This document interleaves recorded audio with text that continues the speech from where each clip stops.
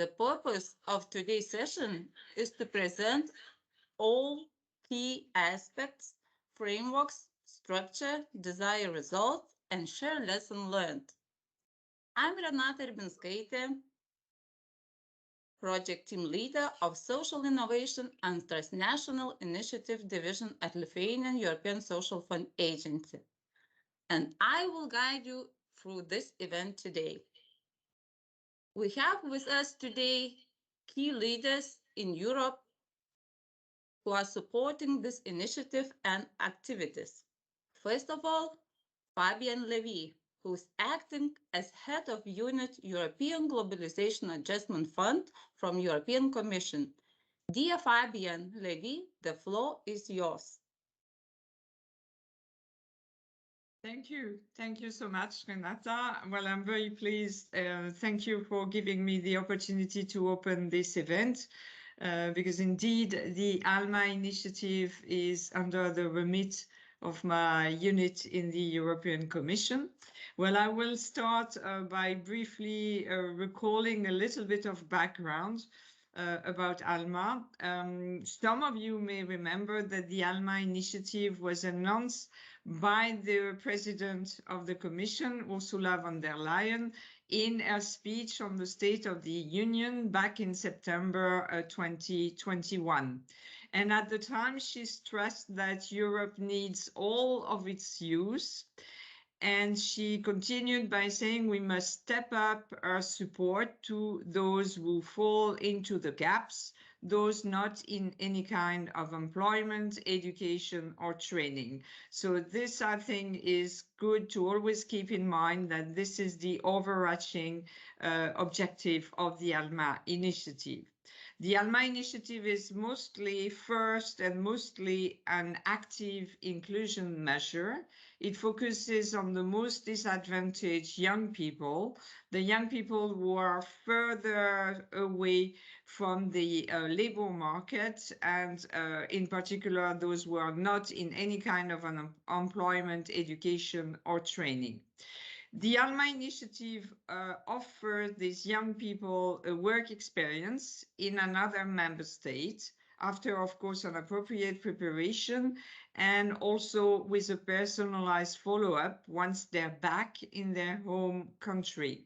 The aim is to provide them with the opportunity of an experience abroad, which would help them to integrate in the job market and more widely into society when they come back to their home member states.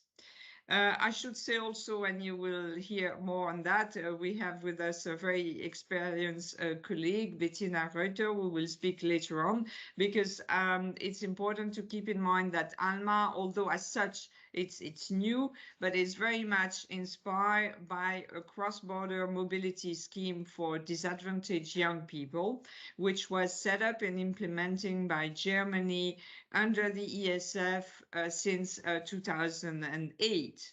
And then this was expanded in 2012 by an ESF-supported transnational network of 15 member states.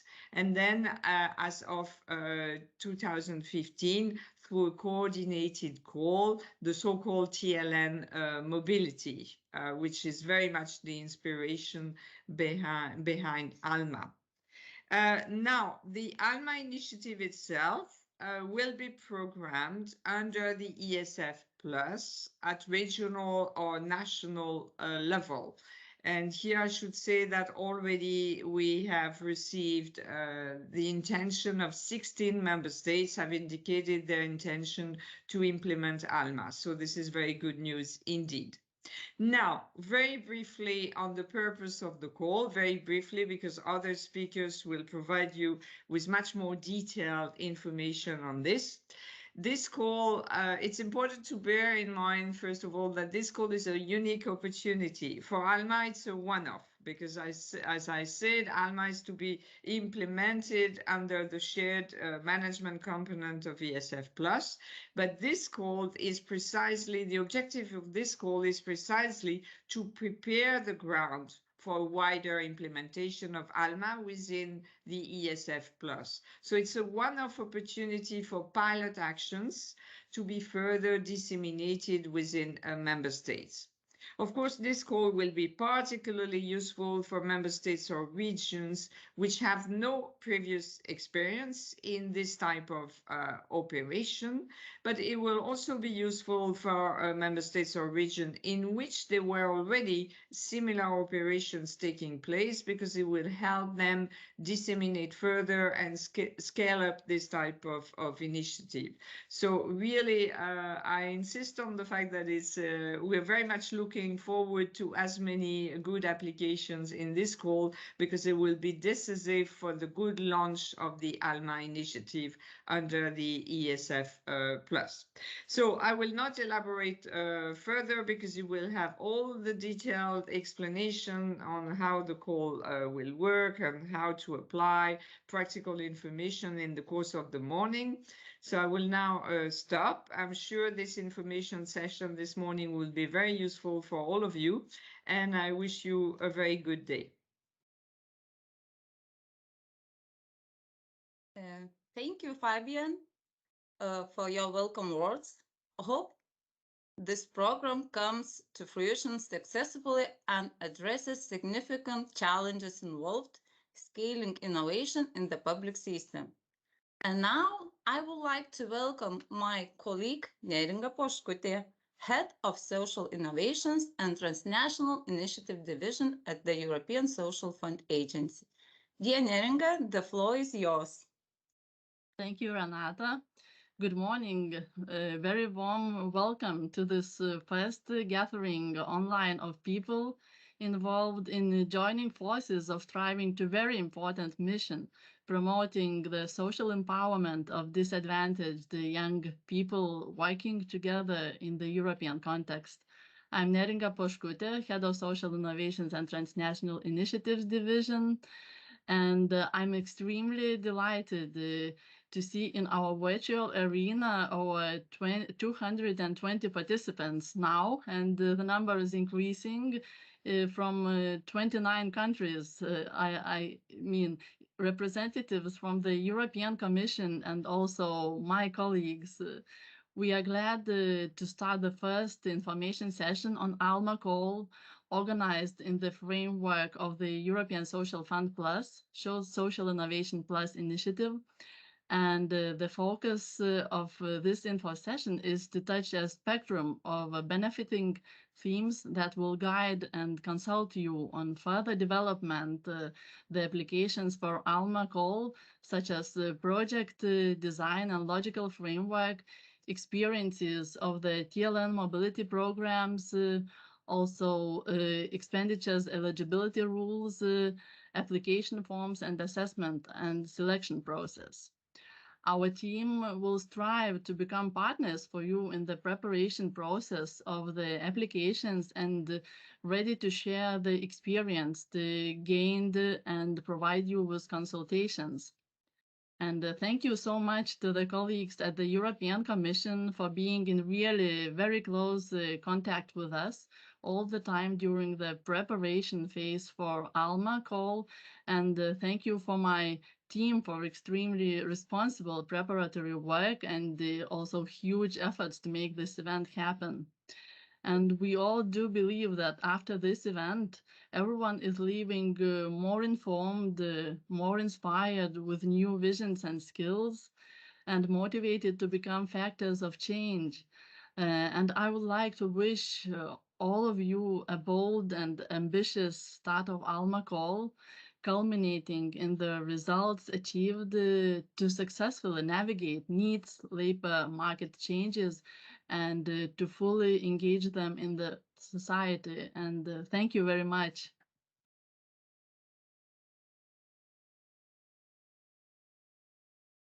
Thank you, Neringa, for your welcome words. And I would like to give you a brief overview of participants from different countries that have registered for this event. Hopefully, most of them are participating today. And the type of organization they are from. We're pleased that participants from all over Europe Union have registered on this information session. Here you can see that majority of participants is from Spain, very active society. 25% from all the registered participants. Then we have 43 participants from Poland, 35 participants from Italy. Also, our call attracted participants from UK, USA, and Kosovo. The next slide shows the type of organization to which the registered participants belong. For example, 89 participants classified themselves as state sector, 71 participants classified as NGOs, and 8 participants as joint stock companies.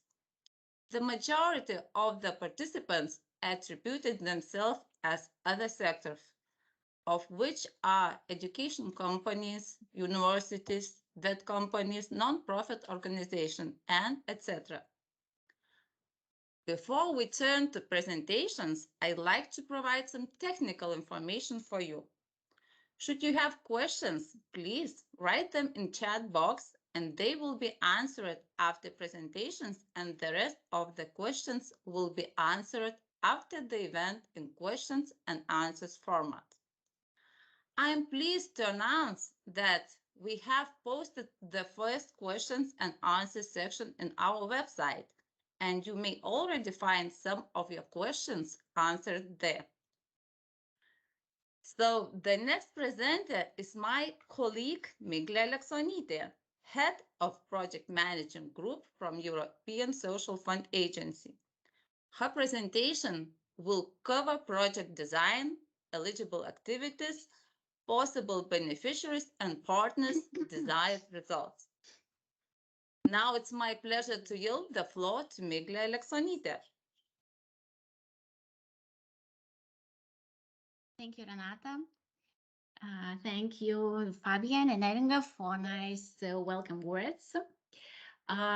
Also, good morning, still an early morning to our participants from the western part of the European Union, from Portugal, Spain, who are participating so actively, and almost good afternoon to our eastern part of the Europe. This is the beauty of Europe, but also it requires some accuracy, for example, when submitting the applications. So please do not forget to submit them in Central European time. In my presentation, I will briefly present main aspects of the ALMA call, and all of this will be explained in many more detail in the following presentations by my colleagues. So let me open the presentation part. The main aspects of the ALMA call. So the call is intended to the European mobility and social inclusion for integrating disadvantaged young people who are not in employment, education, and training, so-called NEETs. The call was published almost a month ago, and the expected deadline, as you probably might know, is in 1 month and a half ahead.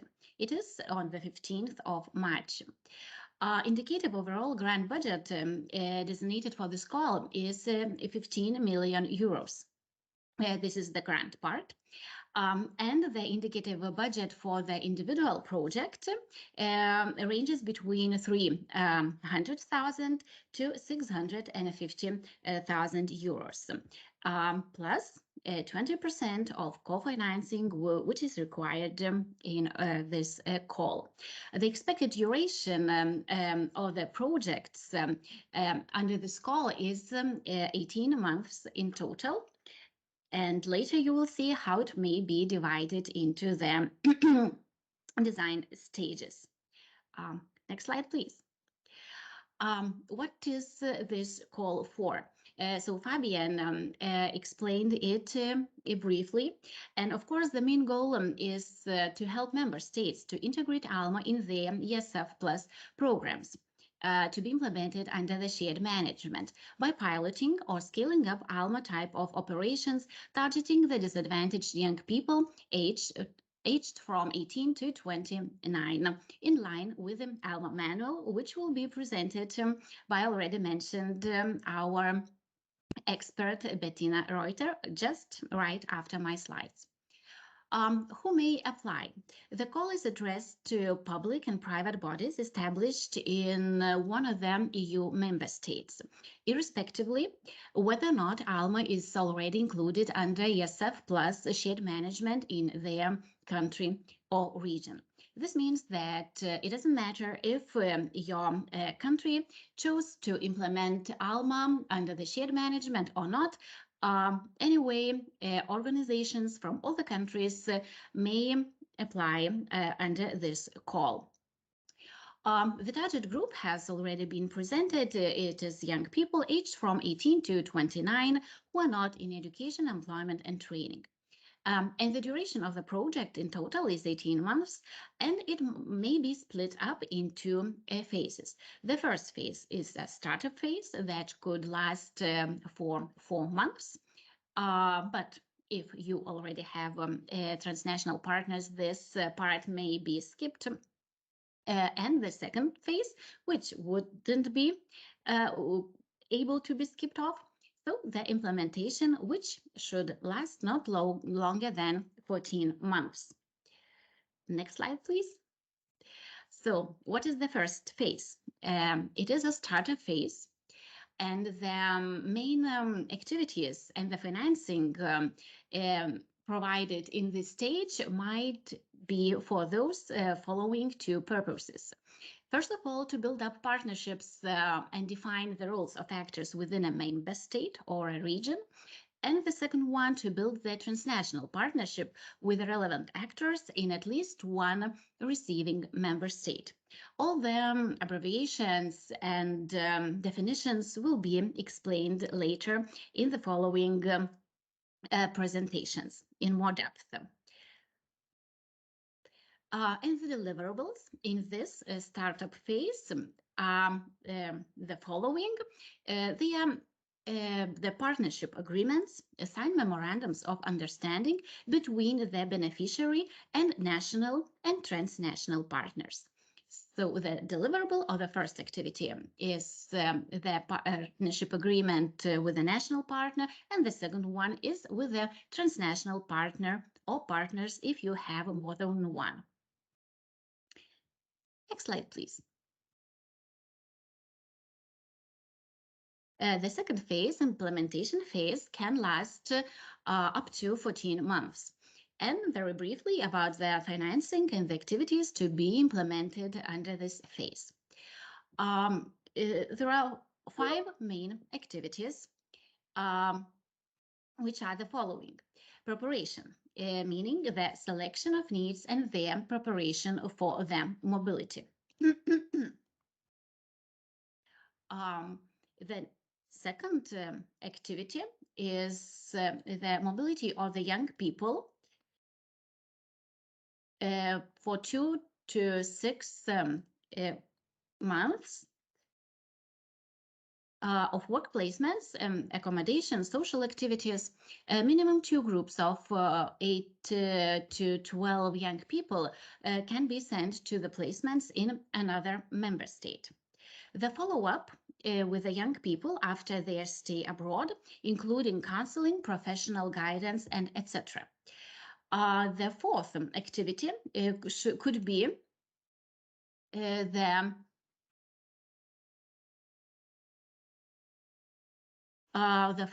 final report, lessons learned and future plans. And the last but not least activity is the dissemination of experience and the best practices. So this is, if it's possible to say so, a lot of activities, but the deliverable of this implementation phase may be one. It's a final report lessons learned and future plans, including analysis of the results and impact of the project, lessons learned, recommendations, and the future plans of scaling up, improving ALMA deliverables. Yep, next slide, please. And the potential beneficiaries and partners, as you may see and probably have read in the call conditions, are you can choose from the variety. There are almost no limitations on that. It may be from NGOs, third sector, voluntary, youth and nonprofit organizations, local authorities and municipalities, schools, job centers, public employment services, employment agencies, vocational education and training providers, agencies responsible for skills validation, lifelong research centers and organizations, associations and representatives of those involved in BT, etc. Next slide, please. Transnational partnership, as it has already been mentioned, it's very important and probably the most important part of this call. Under this call, all projects must establish at least one partner from another member state.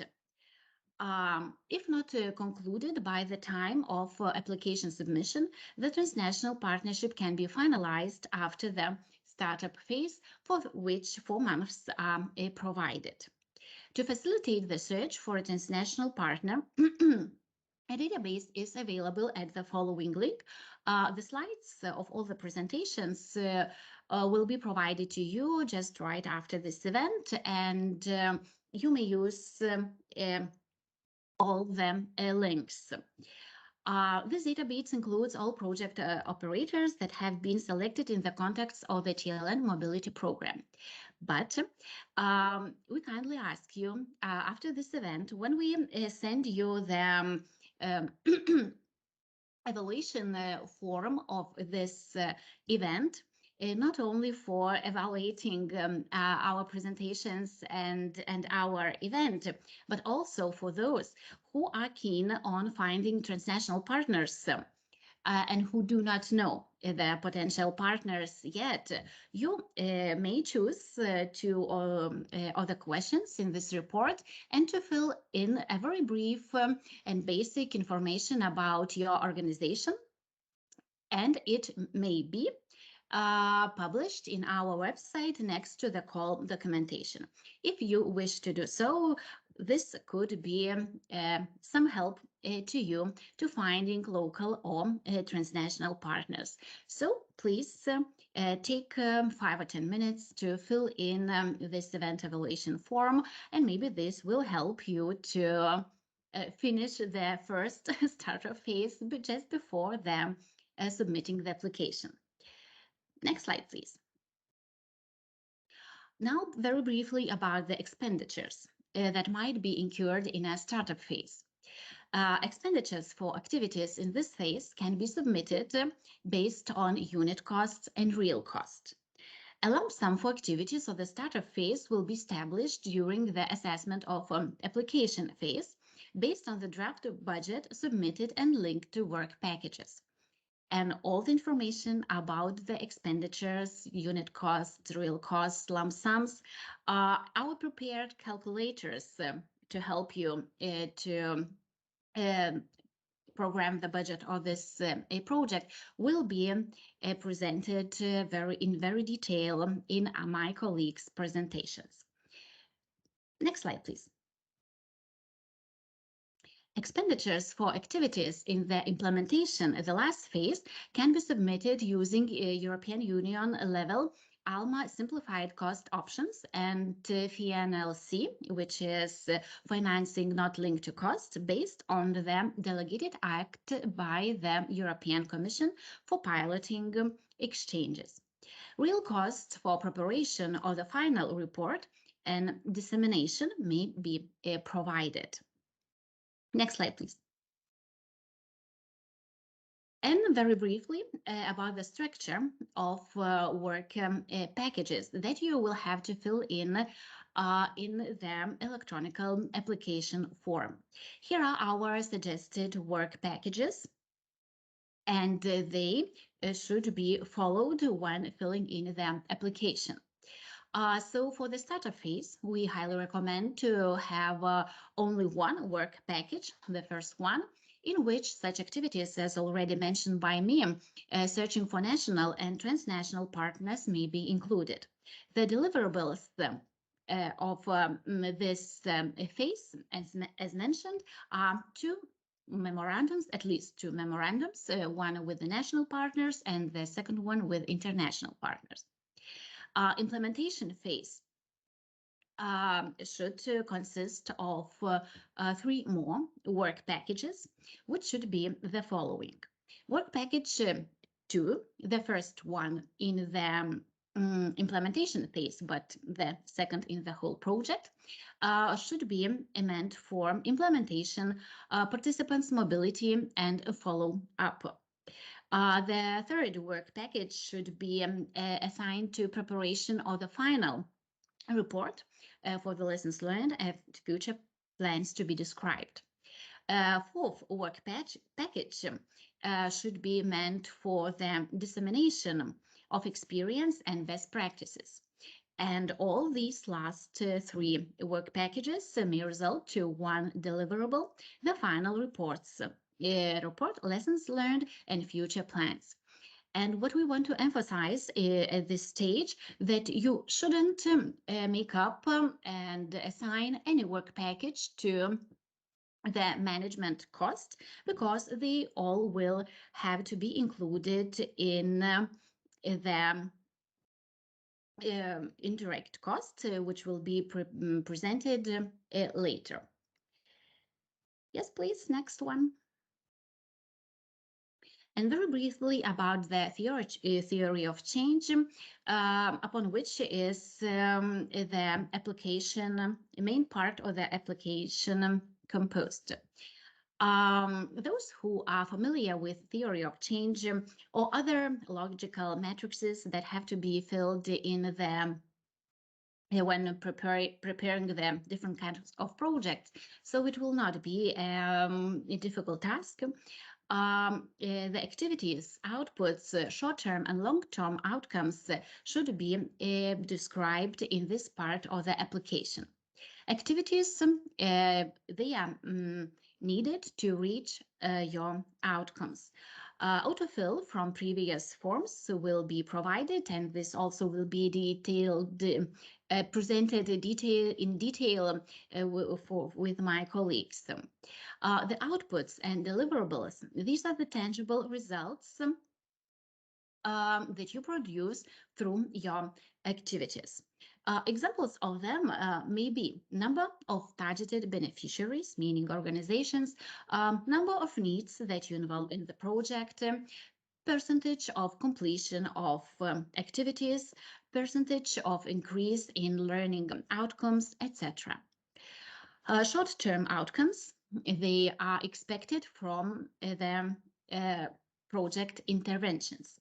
This may be described as changes in learning possibilities, awareness raising, knowledge improvement, attitudes, change in attitudes, skills improvement, opinions changed, aspirations taken, and motivations increased. These are just examples. Long-term outcomes impact is that you hope to observe beyond your intervention time frame. This may be changes in conditions of needs, living conditions, working, local unemployment rate, and etc., as well as changes in social context, environmental characteristics. There will also be a part in the application form, the problem statement, which will have to be filled in, writing the problem statement that resulted from your problem analysis. They may be as follows: social innovation goal, explaining the objective of the social innovations planned in the project, planned number of target group members, where you can indicate a number of participants. Next slide, please. And here is the forecast or the timetable for implementing this ALMA call. So by now, only 2 dates are very precise. So it is the call publication date, which was in the mid-December, and the application submission deadline, which is on 15th of the March. The rest of the deadlines and of their timing will highly depend on the amount of the applications that we will receive on the 15th of March. Nevertheless, we will do our best and put a lot of efforts to finish the assessment of applications as soon as it is possible. The plan is to do that by the end of June of this year, and to finish also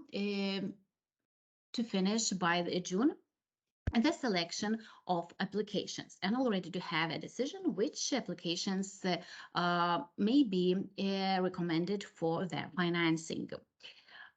We also highly expect that the signature of grant agreements and preparation for that will be done through August and September, and at the end of September or at the early beginning of the October, we hope already to have the grant agreement signed, and the projects hopefully will begin. After the signature of grant agreements, we plan to organize applicant and beneficiaries training events. Hopefully they will be on site, but of course this information will follow after some time, hopefully in this September or October. Thank you very much for listening to my presentation. Thanks for allocating time. And of course, I wish you the best of luck in finding local, regional, and especially national partners, making good partnerships, and the most important, helping our young people of Europe to be more self-confident and to have as many as possible possibilities to integrate to the labor market. Thank you. Thank you, Migla, for your presentation. And I see we have lots of questions, and we'll try to answer some of them. So the first question, just a minute. The first question is, what is the difference between beneficiaries and partners of the project? Is this question for me? I believe so. If you can answer, yes. Yeah, so the beneficiary, I mean, in simple words, not to talk about very difficult legal descriptions. So the beneficiary is the main organizer of the project with the organization in any of the member states that will lead the project. In ALMA terms, which will be explained just right after my presentation in more depth, if you are not yet familiar with ALMA definitions. So the organization will be the sending organization, which will sign the main grant agreement with our agency for financing of this project, and will have to introduce all the partnerships, local and transnational, as has just been presented in my slides. With the partners, our agency will not sign any grant agreements or some other agreements. This will be conducted with the main beneficiary only, and he will be the one that receives the funding and then allocates it to all the partners involved. As well, he will be responsible for all the activities and deliverables of the project. Thank you, Migla. Then we have second question. If you can skip the first phase and the second phase lasts a maximum of 14 months, does this mean that program runs for 14 months? Yes, indeed. Easy one. Short one. Next question is about would UK organization be eligible to apply as project partner or consultant? Yes and no. As it has been mentioned, eligible beneficiaries and eligible partners, an eligible project group, they are from European member states. If to talk about the beneficiaries and partners legally binded and legally involved in the project. Could you please, Renata, remind me the second part of the question? Was it a supplier? The second is that he can apply as project partner or consultant. Yeah, and of course there are no requirements of the who provides services for the project or consults or I don't know, make some reports or whatever. Yeah, so. Thank you. Next question is Kosovo eligible as country to be considered for the grant? So it's probably the same answer as previous. Yes, unfortunately, it is the same answer that this call is limited to European member states only to participate as beneficiary or a partner. Thank you. Next question is about can a partner be somebody who is not a member of partner database? Oh, yes, of course. That's definitely not limited. The partner database of TLN Mobility that I have briefly mentioned, it's just a recommended site, which was kindly created and then provided for us by our German partners. But as I also mentioned that we are very eager to provide you with all the help that we can have. So we will, as I mentioned in this event evaluation form, if you are willing and if you provide your information about the organization to be published on our site, so we will also make some sort of new additional partner database in our web page. But of course, nobody is limited to participate in the call if he or she, meaning organization, is not included in any of those databases. We still have some time. So the next question is it mandatory to have a national partnership beside the transnational one? It is not mandatory to have,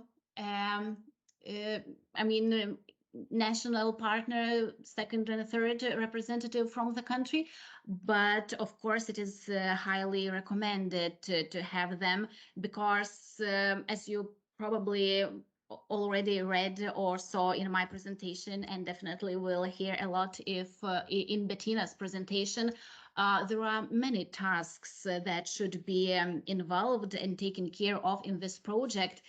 And I would suggest and believe that it would be definitely easier to do that and with the partners and to share the responsibilities within few organizations. But yeah, in general, if it is possible to organize everything in a beneficiaries organization in the sending country, so then it is not mandatory. But also, as you may read or you will hear in our presentations, there is also some priority criteria for involving right and responsible partners into this project. So it's also an additional plus to have them. But of course, the first thing is necessity, not the priority criteria. Okay. So the next question is also about how can we register in partner search database? Probably you mentioned before that after this information session, we'll have survey and will be sent out and allowing participants to indicate their contact details and information on the possibility of being a host or sending organization. And yes, indeed, all information will be published in our website. The next question is about the signed memorandum with the national partner should be done during the application phase. Question about first signed memorandum. With the partners, local National or partners. National partners. Actually, yeah, it of course it can be done till the submission of the application, as I mentioned. If you do not want or to implement the first phase, so if you want to skip it, but of course it's totally legal and totally possible to use the opportunity of having of finding those partners during the startup phase, which starts after the signature of the grant agreement. So meaning somewhere early in this autumn. And yes, it means that if you do not have the first deliverables until the submission of the application, which is on the 15th of March. So yeah, of course, you may search for those partners using all the time till signing the grant agreement if your application is successfully selected. Okay, and the next question is related to this one. It's the question is it possible for applicant to partner with more than one national partner, or is it limited to only one? If I understand the question right, so no, there are no limitations for partners, either it is the national or transnational ones. No, you may include them as much as you wish, as much as is necessary, of course, bearing in mind all the organizational aspects that you will have to face if you have a very huge amount of partners. We still have some minutes, so the question is about when actually can start the project, after approval of project application form or already after submission of application form?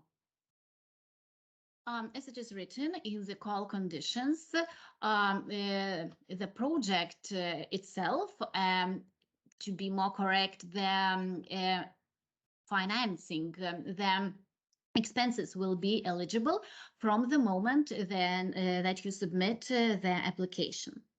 So the implementation may start from that time. Okay, one more question. Oh, if Renata, if I can add, but of course it's also written in the call conditions, and I have to also emphasize that if you start the activities, and especially if you experience the expenses from the submission of application, of course it has to be highlighted that it is on your own risk, because nobody at that time knows which applications will be selected and which and with whom grant agreements will be signed. So of course it's always safer to wait for the signature of the grant agreement, that everything would be legal, but there is a possibility, yeah, to start them early. And the last question is about Youth group. Question is, should youth group be between 8 to 12? And is it 8 number of participant mandatory minimum? Yes, it is. Yes. Thank you, Migla. So now we can go to the other presenter, and I'm very extremely fortunate and grateful to welcome one of the pioneers in the development of ALMA initiative, thematic expert, youth mobility coordinator, TLN Mobility Network 2013-2021, Bettina Reuter. Her presentation is grounded in practical examples of the previous experience implementing TLN mobility projects, overcome challenges, and lesson learned. Dear Bettina, the floor is yours. Thank you very much, Renata, for this kind introduction and kind words. Good morning, everybody, and a very, very warm welcome for me as well. So I'm really, really glad to be able here to present the experiences of the TLN mobility programs on behalf of the TLN, my colleagues from the TLN Mobility Network. And I will focus a bit more than on this implementation aspect and the content. So Mikle was talking about the call requirements, and I will go then to the different phases. So once you have been selected for the program, and we'll talk a bit about the practical operational activities there. So next slide, please. Here you see it's just a visualization of what Fabienne has talked about. So the ALMA core elements, it's the project cycle, the learning experience embedded in this project cycle. It's the target group, and it's the partnership principle, which is really important and which I will talk about then later on when coming to the project setup.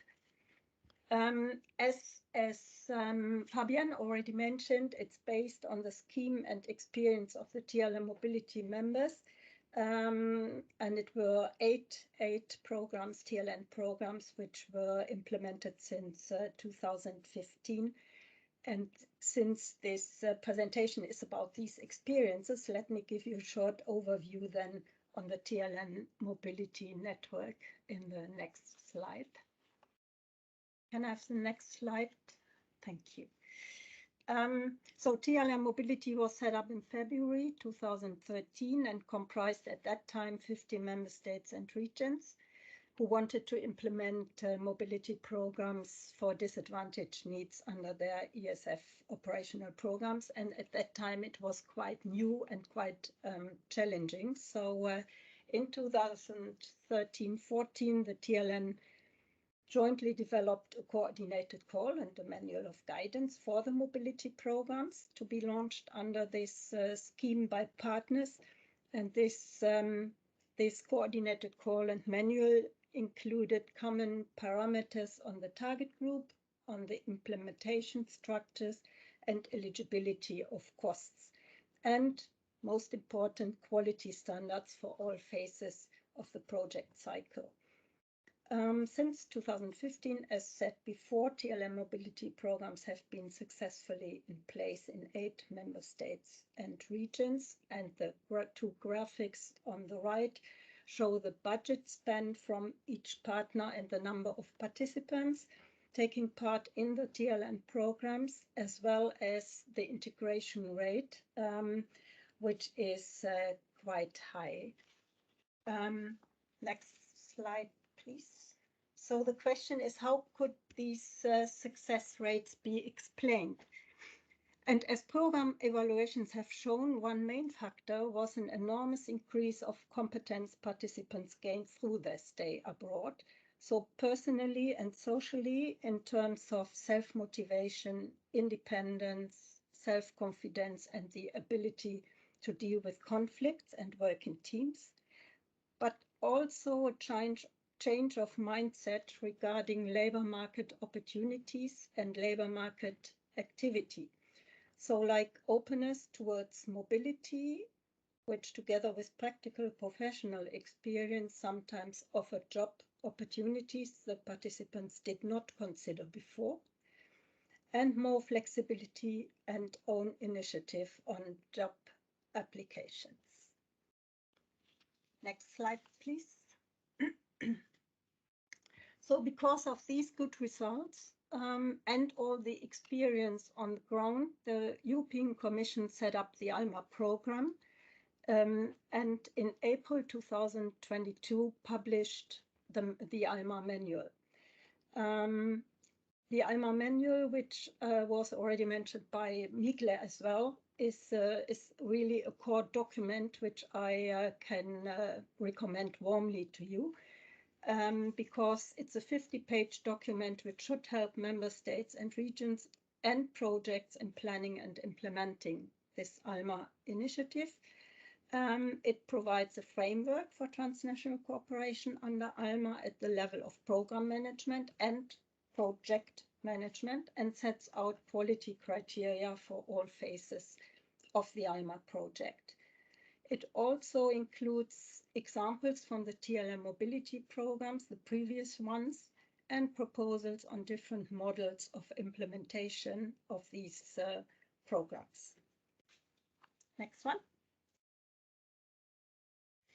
So the manual contains 6 chapters, and section 2 to 5 focus on program management and thus addressing more managing authorities and implementing bodies, whereas chapter 6 is meant for the practical implementation on project level. And I will focus, because this is an info session for project operators, I will focus in the next minutes more than on this chapter 6 and the minimum quality standards for all phases. But as Migle already mentioned, the ALMA initiative is meant or can be implemented by shared management under the ESF operational programs, regional, national ones, which was the case for the TLM mobility programs. And it can be implemented now under this ALMA central call. So the manual is meant then for both purposes. I would like to say a few more words then on the target group, because that is the core why we set these quality criteria. So the target group is most disadvantaged young people between 18 and 29 now for the ALMA call. And although disadvantage is a complex notion comprising many different groups, but what most of these groups have in common is a poor self-confidence, a weak motivation, negative perception often of education and training, because they have or may have experienced many failures already in their life, and a little self-awareness of own abilities and potential. And thus, this target group is facing problems in accessing education and training. This very often leads to a vicious circle, which the ALMA initiative wants to intercept and turn into a virtuous cycle, not circle, cycle. Next one. So, transnational work with underprivileged groups poses a set of challenges. The target group itself, how to reach the target group, how to involve them and cooperate with job centers and with enterprises and employers, how to set up this transnational cooperation, which is necessary if you send young people away for placement in a foreign country. And last not least, the follow-up, what comes after the traineeship abroad, because the ALMA initiative and TLM mobility programs were not about mobility, but the purpose was to use mobility as a vehicle to integrate then the youngsters into education or training or employment. So that's the big difference to Erasmus Plus, for instance. And thus the follow-up phase is really essential, and I will come to that again later then when going through the different project cycle phases. So in order to address them, first on a general level, all the quality criteria were set, development of quality standards for all phases of the project in order to ensure a high quality of the whole program, which is a prerequisite for the success.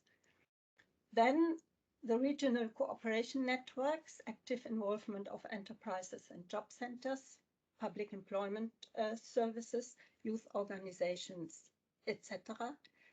The dual competence of actors, so to be familiar with the target group, but also to have some experience or transnational collaboration.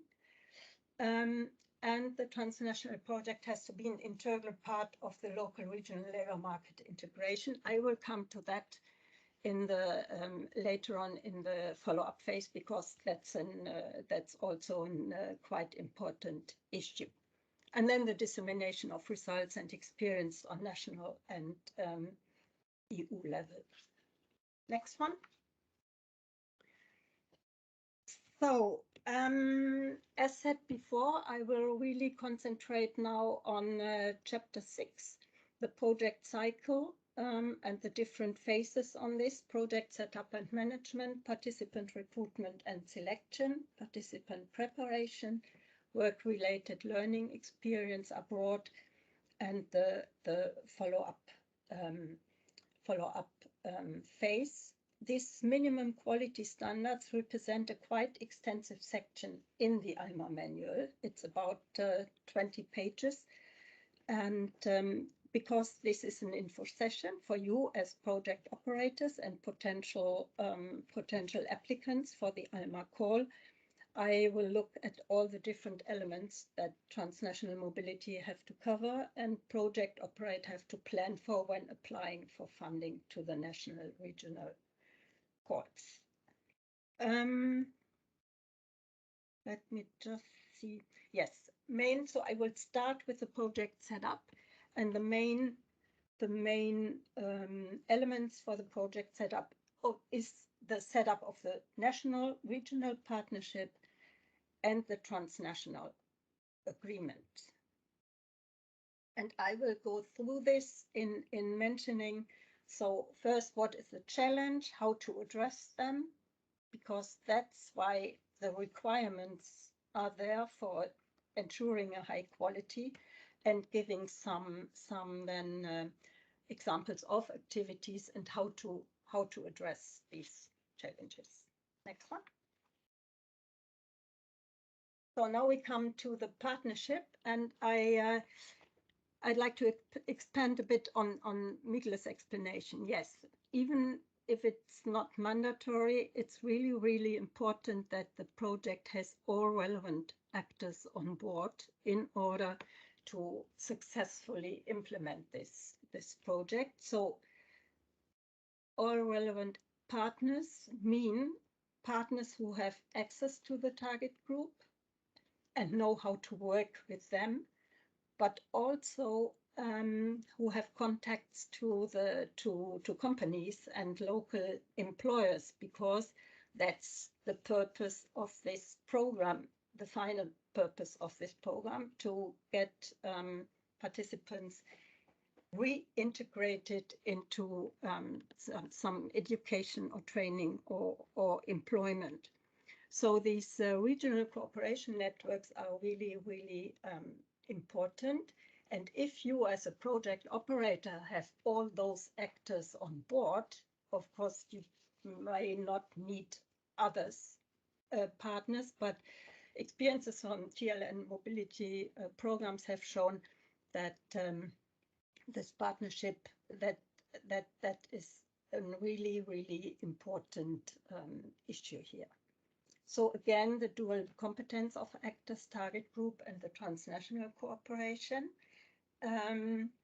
So when I mean the transnational project has to be an integral part is that you have to think about if the participant comes back from the mobility phase, for instance, with all these new competences gained maybe and changes in attitude, in motivation, the project has to have something to offer to him because or her. Because if they come back and there's nothing there in the region, all this motivation and may have gone then, and that makes no sense. So just let me see. Yes, maybe it's worthwhile to mention that this partnership, this regional national partnership, can look very differently because it depends on the target group you deal with and the labor market systems in your country or region. So, for instance, for Germany, for the programs, it was obligatory to have to involve job centers and even companies to make sure that there is something to offer to the participant once he comes back from the mobility phase. But the job centers, the reason for the job centers was that they have had the best access to this target group because this target group was on the welfare system. That's a typical German thing and may not apply to other countries. I remember that, for instance, for Czech Republic, and the program was working with youngsters from the Roma community. It wasn't the job centers, but it was youth organizations who had the access to them.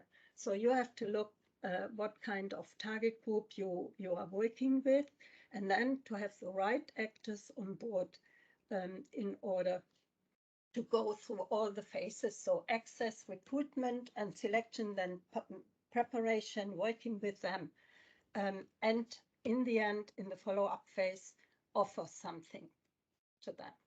So the second thing, of course, is the transnational partnership. And maybe you can already go to the next slide for that. So to send this vulnerable target group abroad requires a very reliable transnational partnership. And here are some key elements that project operators from previous TLN programs pointed out. So clear agreements between sending and hosting organizations, including types of participants involved, structure and content of activities before and during the stay abroad, cooperation and decision-taking, communication between partners, and risk management in case that something goes wrong. Important is to have written agreements covering all key aspects of setting up and implementing the stay abroad, which should be prepared and signed by both sides at the beginning. And Migle mentioned it already, so you have as potential applicants and projects for the ALMA call, you have the four months then where you can set up these partnerships, which is very lucky because not all of the TLN mobility programs had this luxury. So you will have a budget for that and you will have time for that. If you need it, some of the projects have already transnational or contacts to transnational partners, which was the case also with the previous TLM mobility programs, maybe from the Equal Community Initiative, maybe from Erasmus+. So it's not. It also depends then on the project, individual projects, if they have to invest more time and resources in that or not. There is a very detailed example of a partnership agreement in the annex 1 of the manual. And there's a very, very good document building up transnational partnership from the finding process to a sustainable partnership of high quality, which came from a Swedish-German project of the German EDA program. And this is an annex to the FAQ, which is also available at the ESF agency website of our Lithuanian partners. Okay. Only maybe I should mention a bit or say a few words then on the partner search, because I've learned from Mikle that there were many questions about this partner search and how to find this transnational partner. There is the partner search database at the moment, currently at the a section under the TLM mobility website. The difficulty is a bit that this ALMA initiative comes in the gap of 2 ESF funding periods. So what I've heard is that some of you were a bit pessimistic because you said in the partner search database, many of the projects have already expired. Expired means the sending aspect, because that's where you get the money for and what is the program. So for hosting, you are independent. So many of the projects listed there are still willing to host partners, because that will be paid by the sending project and is not linked to a program, which has of course ended because the ESF 2014 till 2020 period has ended, and the new one, there are new programs to start. Maybe I should mention that as well. I know from the German Juventus program that it will start in March. I know that in Catalonia the program is still running, and I think that for Czech Republic they are planning to start a program in spring as well. So there will be new contacts then on the partner search database very soon, I think. And one sentence to this. Of course, you are free to find partners elsewhere from previous contacts, whatever. The partner search database was support to projects during TLM mobility, because who is listed there, you can be sure that it's a serious project and a project which knows how to work with these participants. Otherwise, it's up to projects to decide if this transnational partner is reliable. So it was meant as an extra support tool. Okay, next one. Now, once the project is set up, so it's to find participants, recruitment and selection process. And as I said before, that there are some challenges as well, because there might be a number of obstacles participants from disadvantaged backgrounds may face when it comes to participate in mobility projects, which has to be taken into account then by project operators. They may be discouraged with education, vocational training, and assisting opportunities in the labor market, and thus might need special measures to encourage and stimulate their participation. So, for instance, project operators should use methods that enable them to reach a target group, are appropriate for the target group, and encourage, motivate, and stimulate the target group to participate. And there's a lot more explanation than in the manual for different examples on how to do this. Next one. So once they have been recruited, it's the selection process, and as the target groups are likely to lack formal qualifications, project operators would need non-traditional selection procedures and methods to reveal the non-academic competences and potential of participants. So the purpose is to identify who participants who with the right support will benefit from participation and can cope with the stay abroad, taking into account that sometimes that might become apparent only during the preparation phase. And the blue box shows an example here of key questions. And again, there is more detailed explanation in the manual. Maybe I should add that it's also important to think about alternatives for those participants who are not selected, because it's not the right thing for everyone. So it doesn't fit for everyone. So in the selection process, you have to see if the participants, one is the potential, if he might benefit from the measure, but the other thing is if he can or she can cope with the stay abroad. Next one.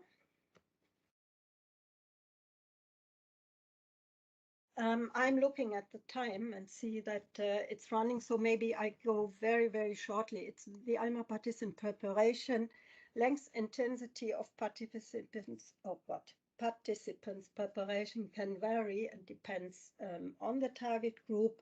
So participants from the labor market, far from the labor market, may need more support than others.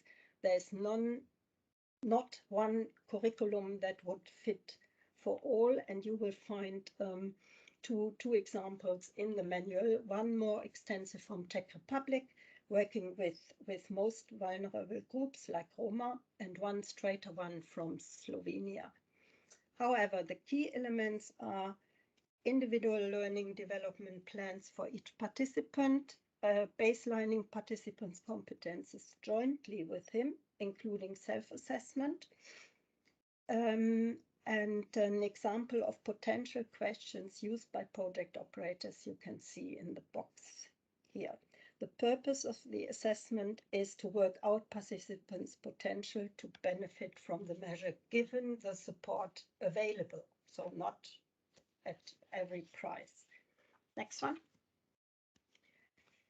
There's also a little section on the importance of mentoring and the role of mentors, continuity, building trust, dealing with conflicts, and then a structured program of activities directly preparing the participants for the stay abroad. And you can see some of the activities here, and it's has been very much appreciated by participants from the previous programs. If the host partner is involved in this process, maybe by video, so that participants get some information on the country, foreign country or region where they will go to, can ask questions, and on the other hand, the host partner can already meet participants. So it's this direct contact has been proven very, very useful. Next one. Okay, the stay abroad then, the duration is minimum 2 months. There has to be a support program including social and cultural activities. There are different types in the previous TLN mobility programs. There were different types of accommodation depending on the target group and the participants' needs. So some were accommodated in hotels or in hostels, some with host family or flat sharing. Mentoring during the stay abroad also should be appropriate to participants' need, not too much, but not less. And here are some experiences listed from the TLN programs. I think this is quite self-explaining, so I think we could go to the next slide in order to keep to the timeline here. So participant follow-up, this is really an essential part of the project, as it shall prepare for the reintegration into employment, education, and training. So the purpose is to use the experience in the foreign country for the integration strategy. It requires, again, a strong cooperation in the regional project network. Also, the host organization should be involved in these programs because the participants, the competences the participant gained were abroad, and therefore the host partner knows about that and should be involved in this process of working out and recording participants' progress. Then support and guidance to reflect on competences gained during the stay abroad, also measuring soft outcomes and distance travels. And as Nigle mentioned in her presentation earlier, that could mean changes in attitude, changes in motivation, or in everyday managing independence or similar things. To prepare an implementation plan for each participant and to sensitize employers for the potential of participants. Maybe I should shortly mention that this phenomenon of culture shock. So if the participants, you must imagine, if they come back, they have changed, but not their surrounding may not have been changed. So the problems are still there. And now they have to deal with that, with this contradiction, and therefore it's really important to have support and guidance from the project operators, which is a really relevant issue in the follow-up phase. Thank you. No, one next slide, I meant. So there's a lot of ALMA support on EU level, with the Lithuanian ESF agency website. There's a link of the ALMA manual, and there's still from the TLN mobility website some useful information here. Thank you very much. Okay, just kept to my time scale, I hope. Thank you, Bettina, for a very interesting presentation. And I picked some questions. So we would like that you could answer from your experience. Question is, how many partners per project is the best? I don't think you can answer that because it really depends. So, and that was what Migla already mentioned in her presentation. Just if you, I mean, you know the project operators, you as project operators know your region, you know what target group you want to work with, and then make sure that the right actors to go through all the phases of the project cycle are on board. And that doesn't have to be formal partnerships. This could be informal as well. But the important thing is that you have the contacts and all is needed for the participants. Thank you. The next question is probably from your experience. Is there any minimum or maximum length according to participant preparation activities?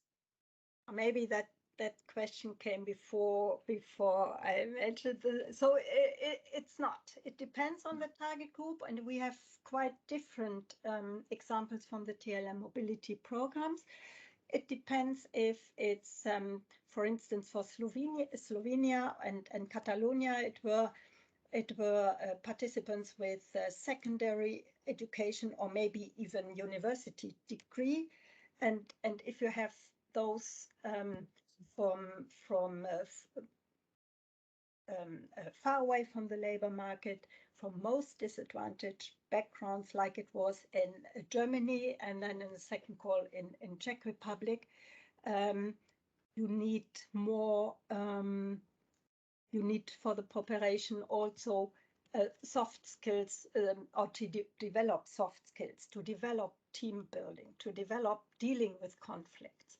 And so it really depends on the target group. So there is no curriculum one for all.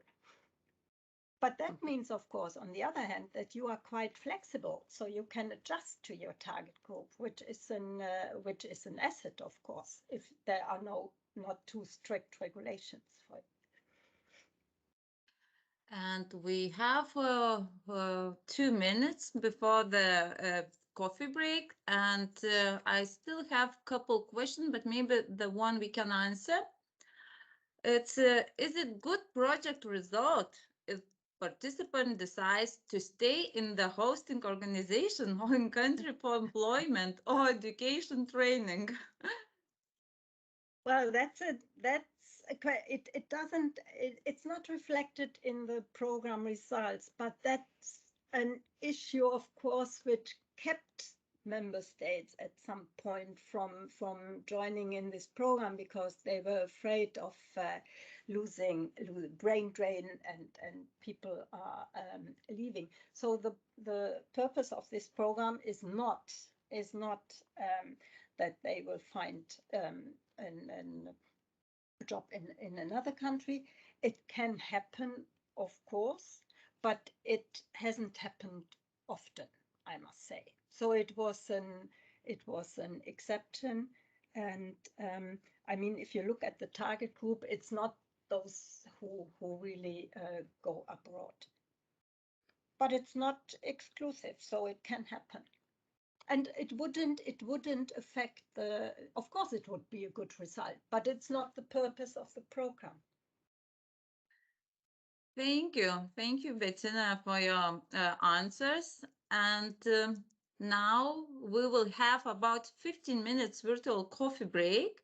We look forward to welcoming you all back Welcome back, all of you. I hope you have a real coffee cup during a virtual coffee break. So now we can continue with our information session. So the next presenter is my colleague, Dalia Justinavičiūtė-Bulkevičė, Project Coordinator from European Social Fund Agency. She will present the key aspect of finance, budget, and will give tips for usage of 2 calculators, which we prepared for your convenience.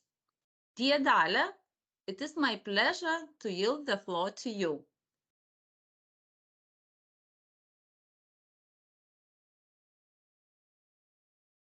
Hello. Good afternoon, everyone. I hope you can see my presentation. So I'm very pleased to see you so many today, and that you find the ALMA call for proposals interesting. Some of you in the ALMA network. So it's very nice to see ALMA call information session. My name is Dalia. I am a project coordinator of the ALMA team. So today I would like to show you how the finance works in the ALMA call. So let's get started to the table of contents. Briefly, what I will talk about you today. First of all, as I see, we have some technical issues, as my colleague saying. So one.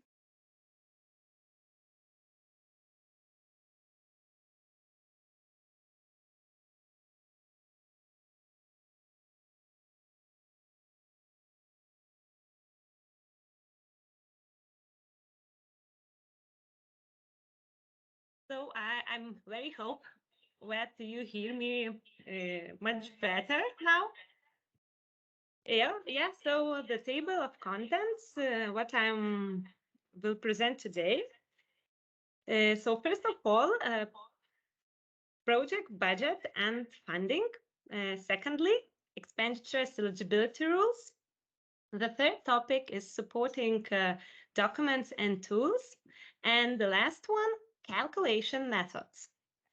Moving to the next slide, when we talk about the budget and funding of the ALMA call for proposals, I would like to draw your attention to the fact that the form of the grant set out in this call for proposals is an action grant, which takes the form of contributions of lump sum, unit costs, and financing not linked to costs.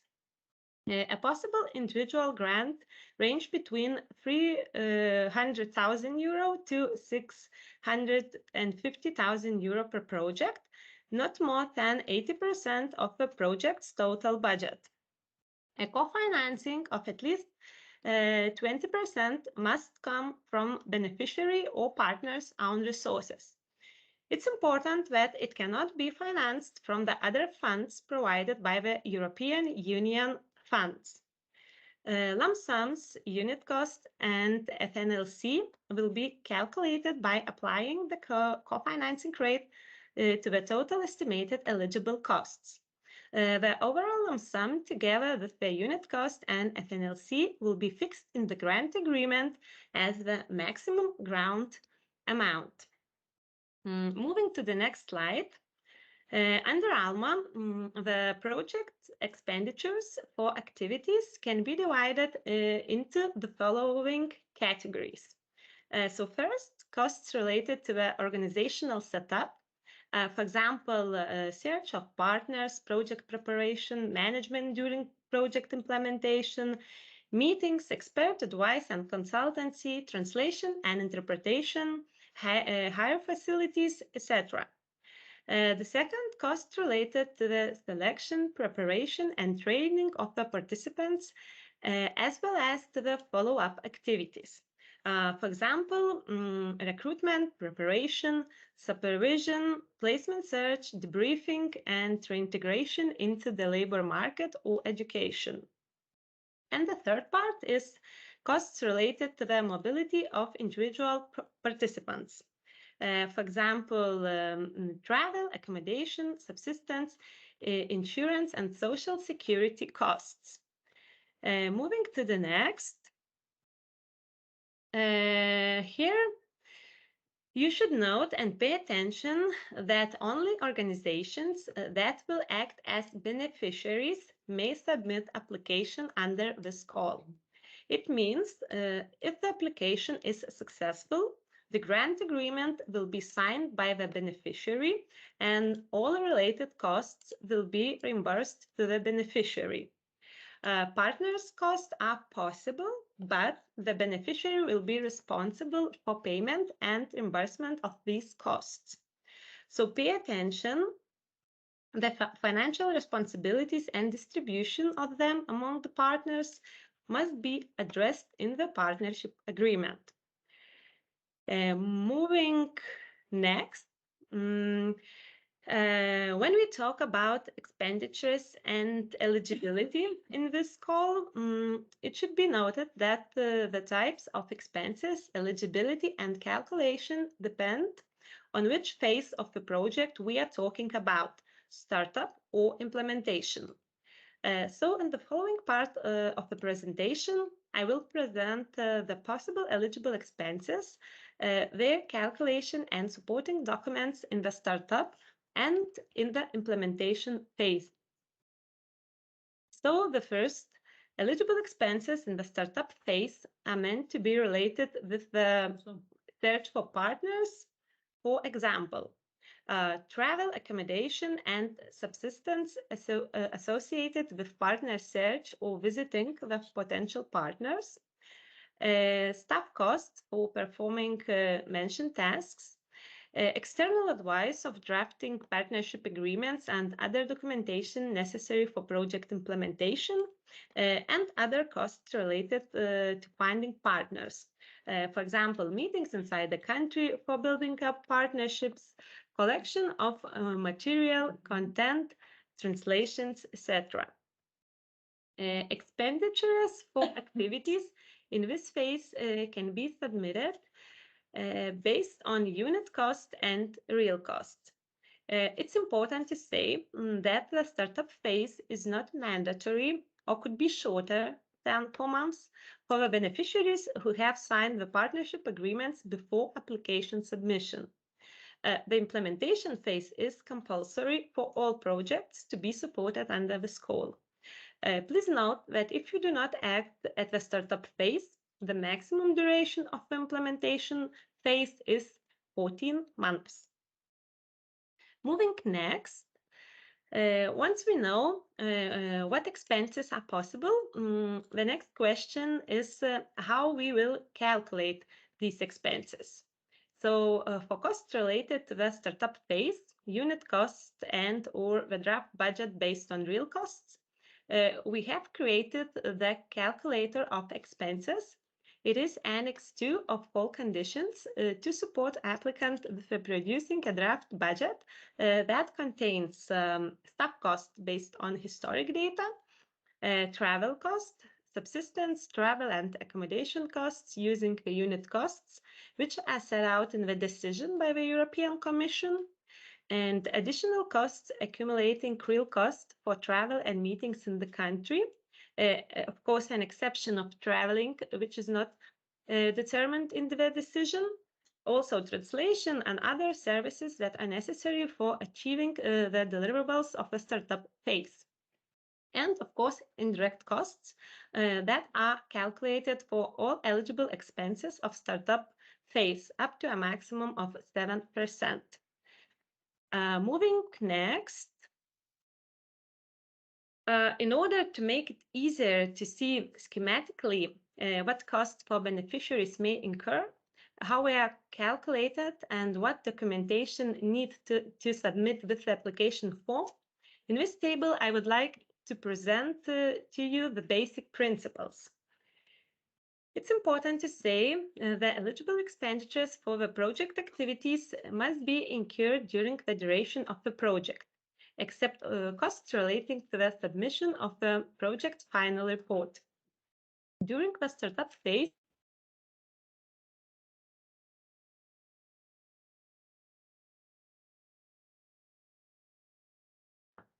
to define the unit cost, the hourly rate is used, and the calculation is based on the 1,720 hours method. So hourly rate is a unit cost per beneficiary in euro per hour, and it calculated annual payroll. It's a total staff costs per employee or a corresponding position with the beneficiary organization per year in euro, divided by maximum number of hours per full-time employee per calendar year. That 1,720 hours. And staff costs must be based on data from similar projects or historical personal salary data provided by the beneficiary, or data about the salary normally applied in the organization for the same or similar functions or duties, for example, by providing a certificate on the average wages of a specific employee for 12 months. Certificate on the average wage of employees of a relevant position or performing similar functions. Or it also could be publicly available information about the average wages in the beneficiary organization or a similar one. And for staff costs, you need to submit salary calculation certificate for hourly rate for staff using annual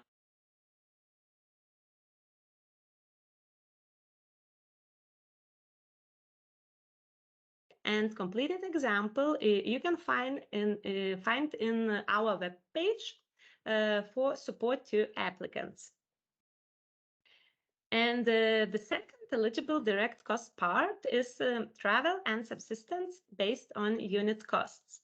So as unit costs, in accordance with the method set out in Annex 2 of the call conditions, falling under a decision by the European Commission, when you calculate these expenses, it means that no additional information and documentation required. And the third eligible direct cost part is other goods, works, and services based on real costs. These expenses included to produce the startup phase deliverables, for instance, costs to the rules of factors and supplies. Then for expenses calculation, please note that offers must be equivalent and the lowest price or price average should be selected. To support these expenses, with the application form, you need to submit the calculation certificate for other good works and services, and at least 2 preliminary commercial offers of service providers or summary of price survey, or screenshots with the corresponding information published in public information sources, for example, websites, or equivalent historical data of previous projects, which allow to justify the costs. I need to remind that the beneficiaries must serve a supporting documentation used for the calculation to determine the hourly rate and produce it upon request during control checks. Moving next, we have looked at the potential costs and how to calculate them. And I would like to point out that a lump sum for activities of a startup phase will be established during the assessment of application and based on the draft budget submitted and linked to work packages. In this phase, all beneficiaries that have established a national and at least one transnational partnership are entitled to receive the reimbursement of the lump sum for setting up partnerships and preparing all the expected deliverables of the startup phase. The eligibility of the deliverables will be assessed with the periodic report in the portal reporting tool.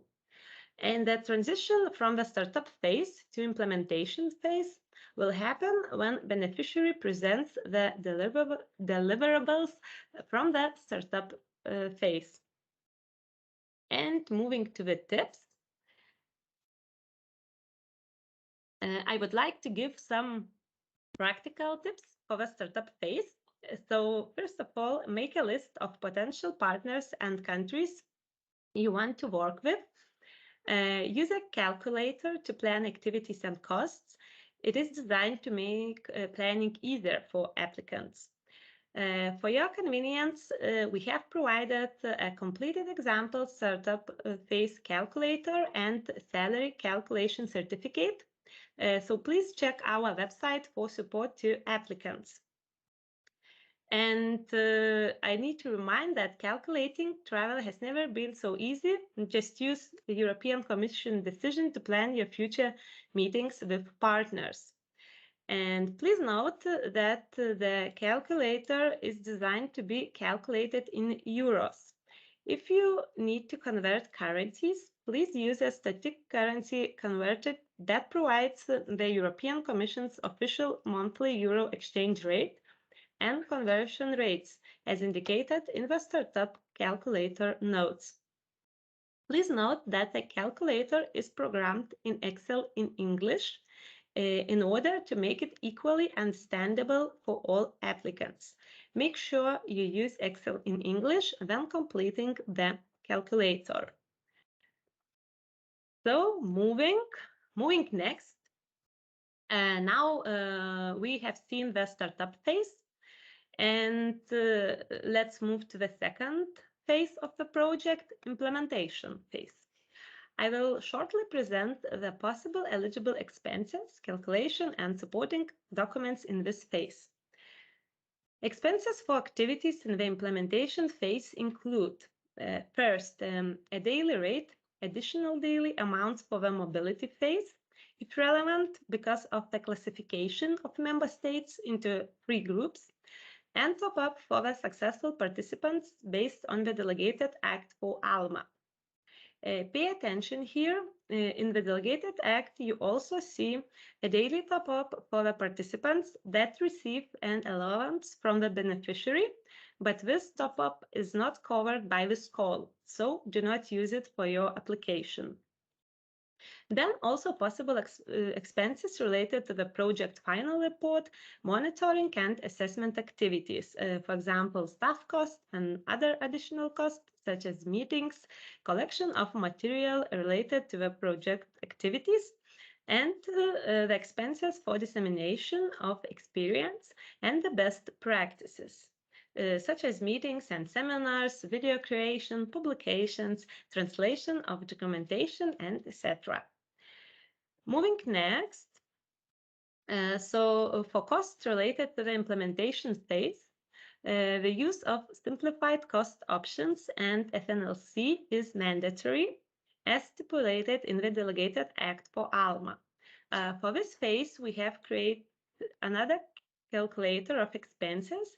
It's Annex 3 of call conditions, which includes expenses that can be calculated by using EU-level ALMA simplified cost options and FNLC for the pilot exchanges, and draft budget based on real cost for preparation of the final report and dissemination of experience and best practices.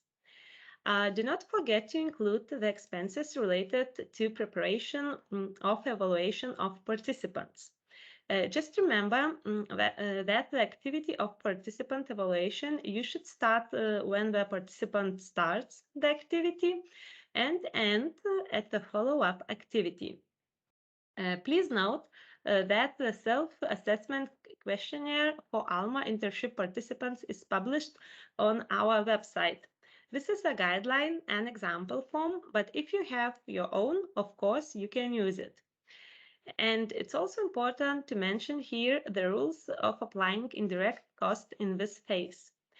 Please note that the ALMA Delegated Act already includes indirect costs and cover all the costs of the operation, preparation of the participants' mobility and follow-up phases, as well as the daily top-up for successful participants. So no indirect cost shall be added to these activities. And the indirect cost for preparing final report and dissemination activities must be calculated separately as flat rate not exceeding 7% of the eligible costs for these activities. All calculation is included and explained in our calculator. So all you have to do is enter the numbers in spaces provided. And moving next. During the implementation phase, you may incur 3 different categories of direct costs. So the first, as you can see also from the calculator for implementation phase, is related to ALMA operational activities, preparation, mobility, and follow-up. For the implementation of these activities, ALMA simplified cost options and FNLC, such as already mentioned, a daily rate, additional daily amounts for the mobility phase, and top-up for the successful participants are used. And cost must be calculated in accordance with the Delegated Act for ALMA. Here on the slide, you can find the link to the Delegated Act. Because of simplification used, no additional information and documentation required. And moving next, so we have looked at the Delegated Act for ALMA and how to use it in your application. And I would like to point out that participants' preparation, mobility, and follow-up costs will be paid on an actual basis at fixed rates in accordance with the Delegated Act. And once again, the Delegated Act already includes indirect costs and cover all the costs of the operation, so no indirect cost shall be added for this phase. Receive of the reimbursement of simplified cost options and FNLC, you need to implement needs preparation, mobility, follow-up activities, and declare them in the periodic report. And moving next, during the implementation phase, the second and third categories of the direct costs for preparation of the final report and dissemination activities are the same as I said in the startup phase. So it is a staff cost based on historic data and 1,720 hours method is used. And the second, other goods, works, and services based on real costs. For this cost, here I already mentioned documentation you need to submit with your application form. And moving next, after the calculation and documentation part for preparation of the final report and dissemination activities, I would like to point out that the detailed draft budget of expenditures based on real costs. A lump sum for each work package will be defined after the assessment of detailed draft budget. And to receive the reimbursement of the lump sum, beneficiary needs to prepare all the expected deliverables of the implementation phase and declare in the periodic report. Moving to the tips, next slide. I would like to give some practical tips for the implementation phase. So first, plan the countries where mobility activities will take place in. Then use a calculator for implementation phase to plan activities and costs. Once again, please check our completed example calculator in our website for support to applicants. And then use Delegated Act to plan ALMA operational activities. In the calculator for implementation phase, you will need to determine the persons of successful ALMA participants. So be sure to set a more realistic percent, not 100% for successful participants, but for example, at around 70%. Assess whether the project needs to use indexation by Eurostat. Note that indexation is only possible if Eurostat data from 2022 are available. For your understanding, the inflation rate is calculated accordingly. 2022 annual average index divided by 2021 annual average index L and multiply by 100%. And of course, once again, do not forget to calculate costs in euro and use Excel in English when completing the calculator. So thank you very much for your attention. I hope you found this part of the session useful, and that it will make the financial part of your ALMA application much easier. And I would be happy to answer any questions you may have. Thank you very much. Thank you, Dalia, for your presentation, useful information. And I see we have lots of questions, as I expected. So probably we'll start with some of them, but as I mentioned before, we will answer all questions and we will show them in our website. Will be answered all questions. So the first question is, could young people with disability taking part and are costs related to accessibility? For example, assistance during their placement, are they eligible, those costs? Yes. Yes, the target group with disabilities or other health issues could participate in this call. And the related expenditures are eligible.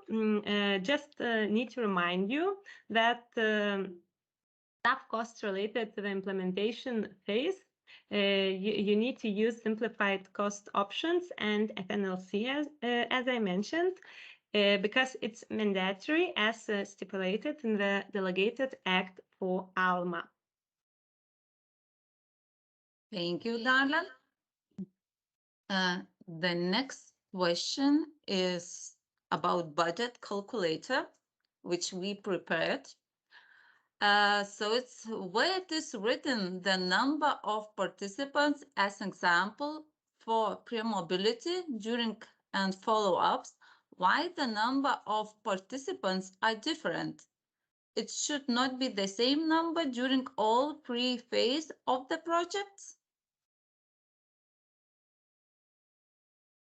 Yeah, yes, thank you for question. It's really a very good question. So ideally, the number of participants can be the same, but in practice, it can be anything actually. In the preparation mobility follow-up phases, the number of participants can vary for a wide variety of reasons. Prepared calculation is only the example because we want to show the situation that it could be different and practically sometimes and not so sometimes, often it's happen. So just understand that it's not mandatory like to have the same number of participants in preparation, mobility, and follow-up phases. Thank you, Dalia. The next question is about the circle, which Bettina explained. So the question is it only one circle planned? Or it could be only one circle? Yes. About circles. Yeah, it could be more than one, but please take into account of the maximum possible amount is 650,000 euro, and the duration of the implementation phase is 14 months, so you should not exceed plan activities. Thank you, Dalia. The next question, it's a tricky one, but maybe we can answer it. Can the companies receive financial aid for their commitment in the project? As I understood, it's about companies where our participant will have an internship. Yes, for mobility activities, the fixed rates of the ALMA Delegated Act will be used, and it will be up to the applicant to decide for which activities they will be used in order to achieve the project objectives, including and possibility.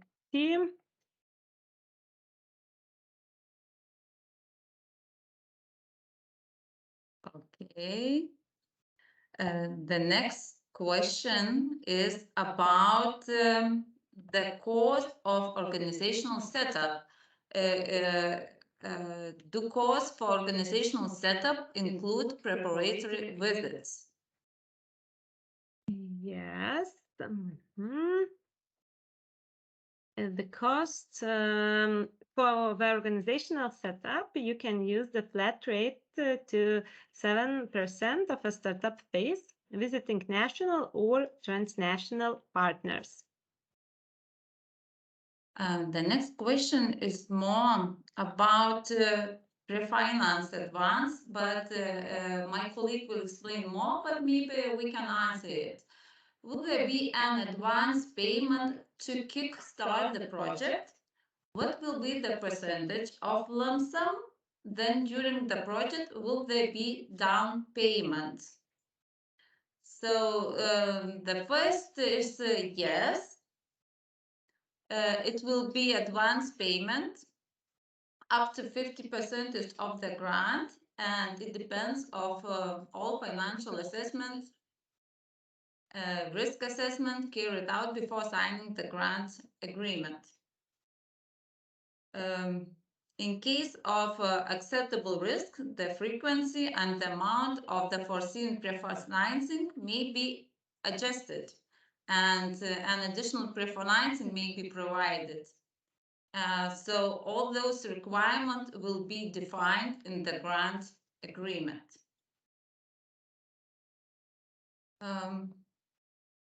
So we have a couple minutes. The question is, I would like to ask, is it possible to put administration costs, for example, manager and staff costs? Dalia, your floor. Yeah, so as I mentioned, for all administrative staff, you will get a maximum 7% for indirect costs. So you can use it for, I don't know, like manager to administrate everything, right? So it's indirect costs, and all costs that related for participants to prepare them to preparation, mobility, and follow-up phases. You also can use staff costs. It depends, you know. You need to understand this different, that if manager, as we can call manager now, working with a target group, so it's direct costs, right? The target group organizing and training them. But if it's only like, I don't know, to prepare documentation or something, you should use indirect costs then. Thank you, Dalia. We have question about how will be the lump sum defined. If I understood correctly, it will be established during assessment after application form.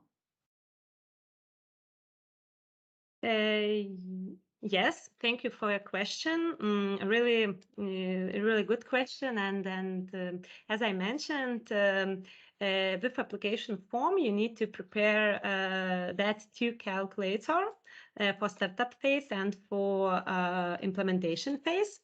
And if costs are based by real costs, as I showed in my table, you need to prepare salary calculation certificate, and after submission, together with experts, we looked up that documents, and yes, before signing grant agreement, lump sum will be defined. And when you start your project, you already know the lump sum for activity. Thank you, Dalia. The next, we still have couple minutes. Question about would the 80% covered by grant cover as well as the mobility of participants, as will the grant cover 100% of the mobility? It's mean about all projects, not only mobility activities. Yes, so as I mentioned, only 80% will be covered, and 20% should be co-financed by beneficiary or partners. But yes, it's also a mandatory rule. Thank you for your questions. So the rest question will be answered after our training session. So I will thank you, Dalia, for answering. And we are going to the next presenter. So it's my colleague, Janina Bendinskienė, project coordinator from the European Social Fund Agency. She will present structure of the application form, will highlight essential parts and give advices for filling it. I invite you, Janina, to present your slides. Thank you, Renata, and good afternoon for everyone. As you can see from the title of the presentation, we have some technical. Unmute yourself, Janina.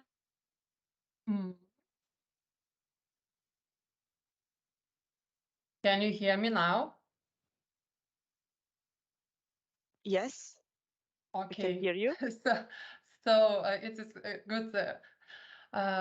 Thank you, Renata. We are trying to check what's this problems. Janina, we cannot hear you. Maybe only Renata didn't hear me. Yeah, from the audience, Renata, we can hear Janina. So I think it's from your side. Okay. So one more time, good afternoon for everyone.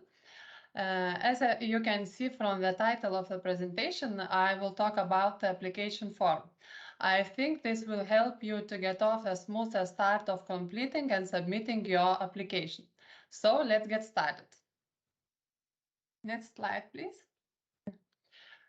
So where to begin? The first, you need to create an account if you haven't already, and then log into the Electronic Social Innovation Information System.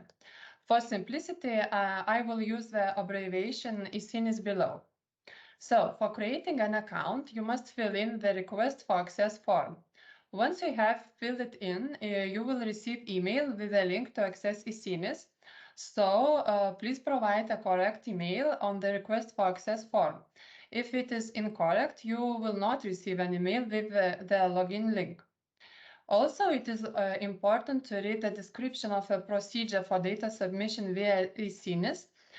So please also note that by completing the request for access form and indicating that the above description has been read, the person registering ensures that he or she has been granted the right to apply by the organization.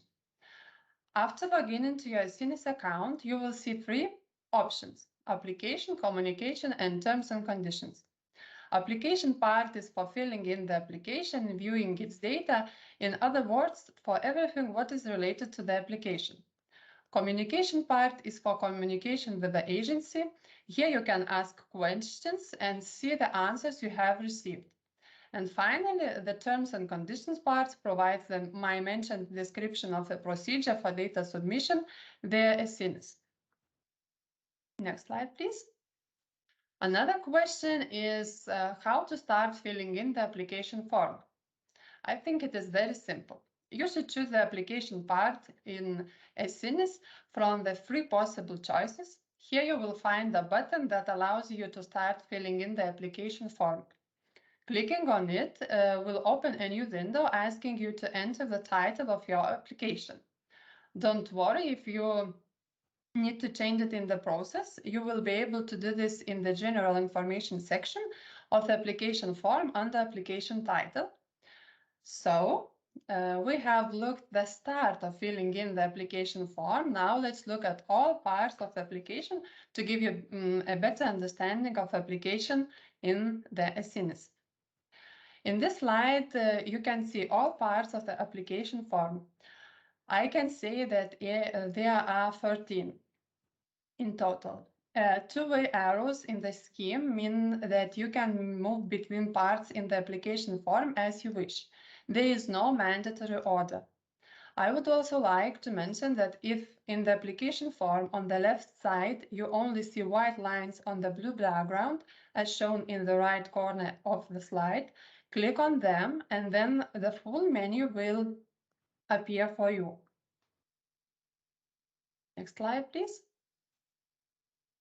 The general information section is for general information about application. It is title of the application and its abbreviation, summary of the project. I should mention that the abbreviation is indicated as an acronym on the application form. In this section, you also must indicate if a very similar application has been submitted under other EU programs, and if so, provide more details. To do this, you will need to select the underline option on the ESINIS, like shows the slide, and a field will then appear for you to filling in. In addition, the system automatically fills the call information. It is number and title. In summary, do not include any confidential information. Use plain text, avoid formula and other specific character. Do not look for Save button once all or part of general information fields have been completed in this section, because information is saved automatically. Let's move on.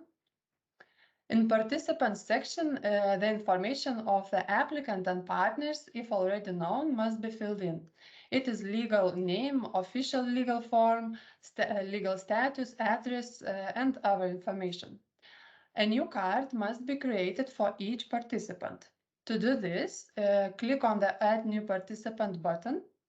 Then filling in the applicant information, the information about is beneficiary must be ticked, and additional columns, which only applies to the applicant of legal representative who is supposed to sign the grant agreement will then appear. Only one beneficiary is possible. Once the information has been filled in, you will need to press the Save button or cancel if you don't want to keep it. You can edit the participant information that has already been saved at any time. To do this, you need to click on the arrow icon next to each participant. If you have added a participant incorrectly, you can remove it by any time by clicking Bin icon. In work package section must be provided a detailed description of the project activities and budget. A work package means a major subdivision of the project. As in the case of participant, the Add New Work Package button should be clicked to create a work package.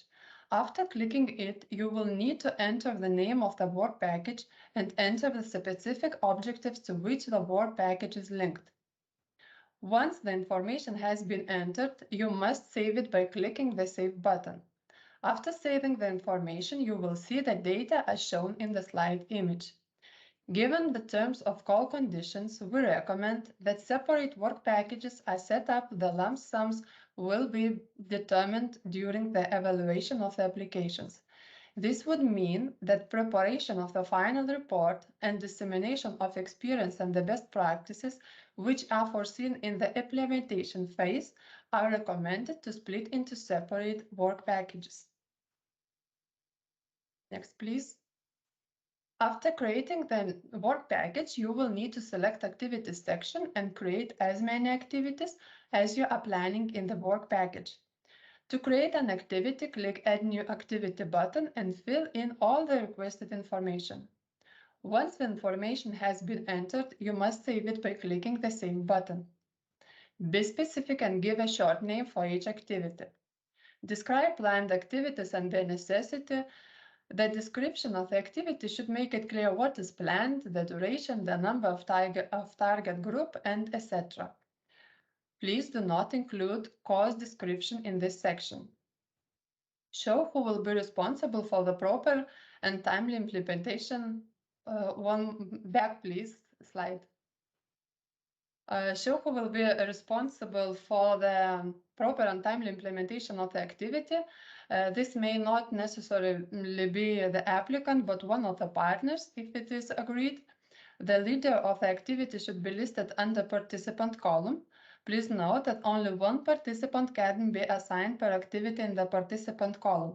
If activity will be carried out by several participants, please specify them in the activity description section. It means that the participant column can be selected only one main participant responsible for the activity. In simple terms, the following questions should be taken into account: what, how, where, when, and who. Now, please, next slide. Once you have completed all the activities, you can proceed to filling in the budget information. In the application form, it is called Cost of Work Packages. To do this, you will need to select the Cost of Work Packages column in the Work Package part. It is easier to see under the euro sign, as was shown in the image on the slide about work packages. Click on it and you will see the following window like in this slide image. However, I will mention that the budget can also be completed before the activities are detailed, because costs are filled in for the work package, not for the activities. As the ALMA call conditions require the use of prepared calculators to calculate the cost of startup and implementation phases, when you fill in the budget, you will need to click on the blue plus sign in the application form, then enter the title and the amount calculated in the calculator, and finally attach the completed calculator. Please note that the detailed justification of the expenditure would also need to be provided in the dedicated field in the calculator, so you do not need to separately detail the expenditure by categories in this application form section. Also, please note that you should only enter the amount of the direct cost from the calculator, and the amount of indirect cost will calculate it automatically by the system. However, please note that for implementation phase, specifically preparation, mobility, and follow-up activities, the ALMA scores apply and no additional indirect cost should be calculated. It is important to note here that it will be necessary to indicate if the indirect costs are applicable. By default, 7% is entered as this is the percent allowed under the terms of call.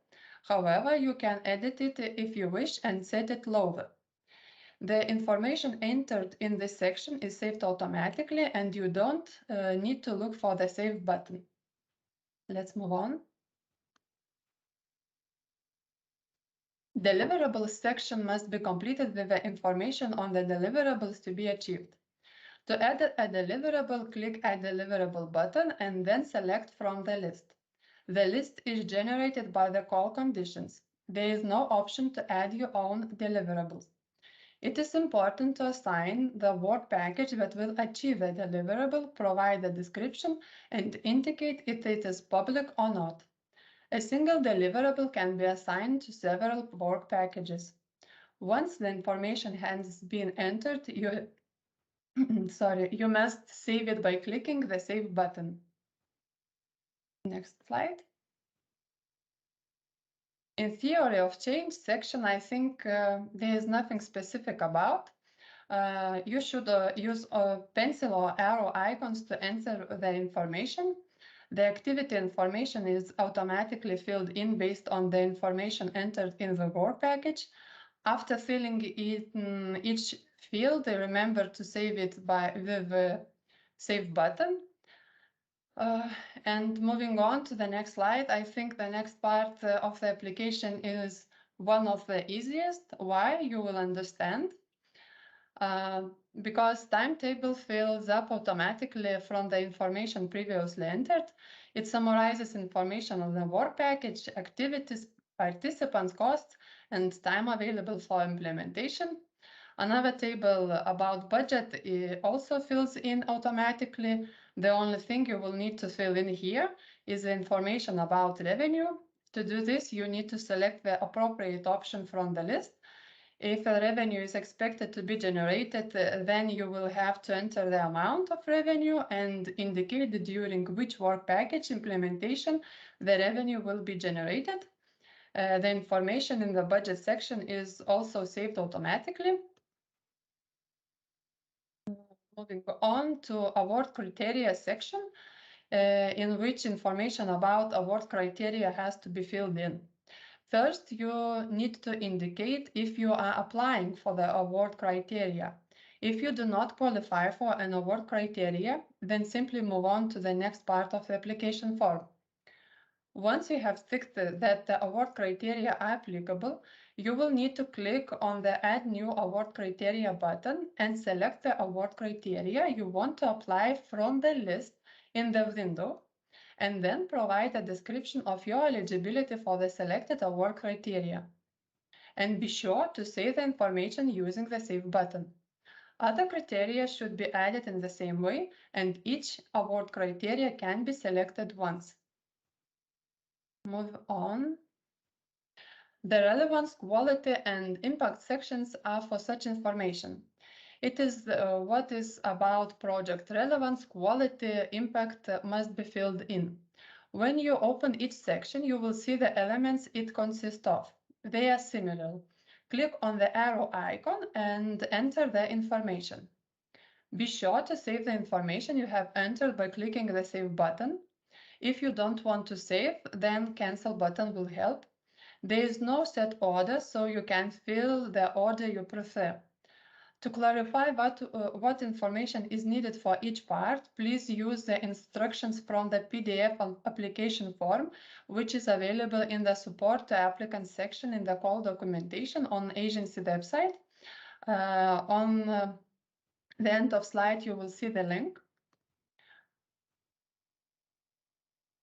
Annex section contains information about the annexes of the application.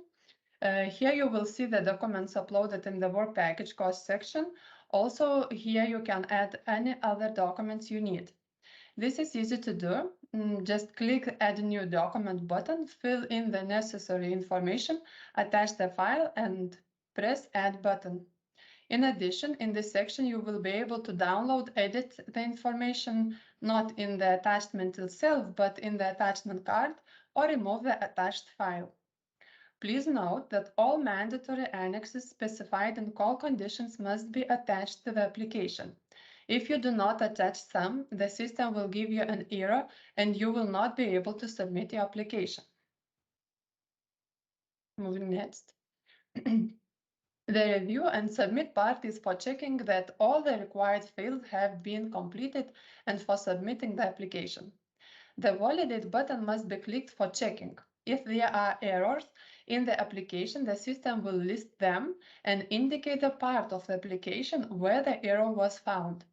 Clicking on the pencil icon will take you straight to where you need to go. You will be able to submit your application only if there are no errors. To submit your application, click Submit button. After submitting your application, you will receive an email notification confirming that your application has been successfully submitted. So, we have looked at all parts of the ESINIS application form. I hope you didn't find the application form difficult, and I think you will be able to fill it successfully. We are now close to the end of the presentation and only a few slides remain. So, let's move on. Here are some tips for working with the application form. When you fill in the application form, we recommend you also have a PDF version of application, as this will show you what you need to fill in each field. It can be said that the PDF version of application contains instructions for completing the application. This will ensure that you take into account all aspects of providing the required information. A PDF version of application is published under Support to Applicants in the call documentation on agency website. As I mentioned before, if in the ESINIS application form on the left side you see white lines on the blue background, click on them and you will see all the parts of the application form. If you don't receive emails from ESINIS, check your spam box. Add all the mandatory annexes, as you will not be able to submit your application if some of them are not attached. Mandatory annexes are specified in the call conditions. All parts of the application form may be edited before submission. If you are not sure if you have filled in everything, you can check at any time by going to the review and submit part and clicking the validate button. Next slide. And this slide shows where you can find help and what information is available in the support for applicants section of the call conditions on agency website.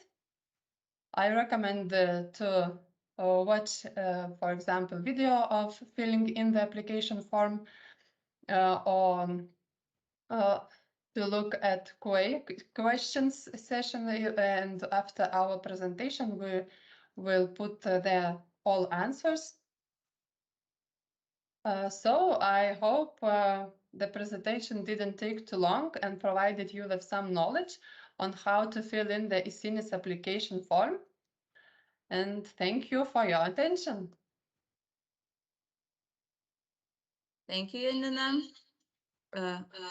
We have still questions to answer according to application form, and we received for now one question. Does the system allow more than one application with the same beneficiary? For instance, if there are several projects around the same country, who should fulfill the application? The national ministry in charge of this program, and then set regional government as partner, or every regional government itself? Janina, will you answer it? Yeah, I think yes. In the system, it can be done more than one application form by the same person. And about the second part, if I understand it well, it must depend on your decision of who will be the beneficiary and who will be the partner. So you are proposed the option could fully meet the requirements of the call. So inside you have to decide who will be the beneficiary and the partner, like I said. Thank you. Thank you, Janina. I'm happy to present our last presenter of today's session. So it's my colleague, Jūrate Kuodyte, Project Coordinator from European Social Fund Agency. She will present the assessment and selection procedure, eligibility and award criteria. Dear Jūrate, the floor is yours. Thank you, Renata. I'm thrilled to be with you today, and I hope you still have the energy to listen to the last presentation. Last but not least, in the next half an hour, I will introduce you with the application assessment and selection process, admissibility and eligibility requirements, and award criteria for applications. So let's get started.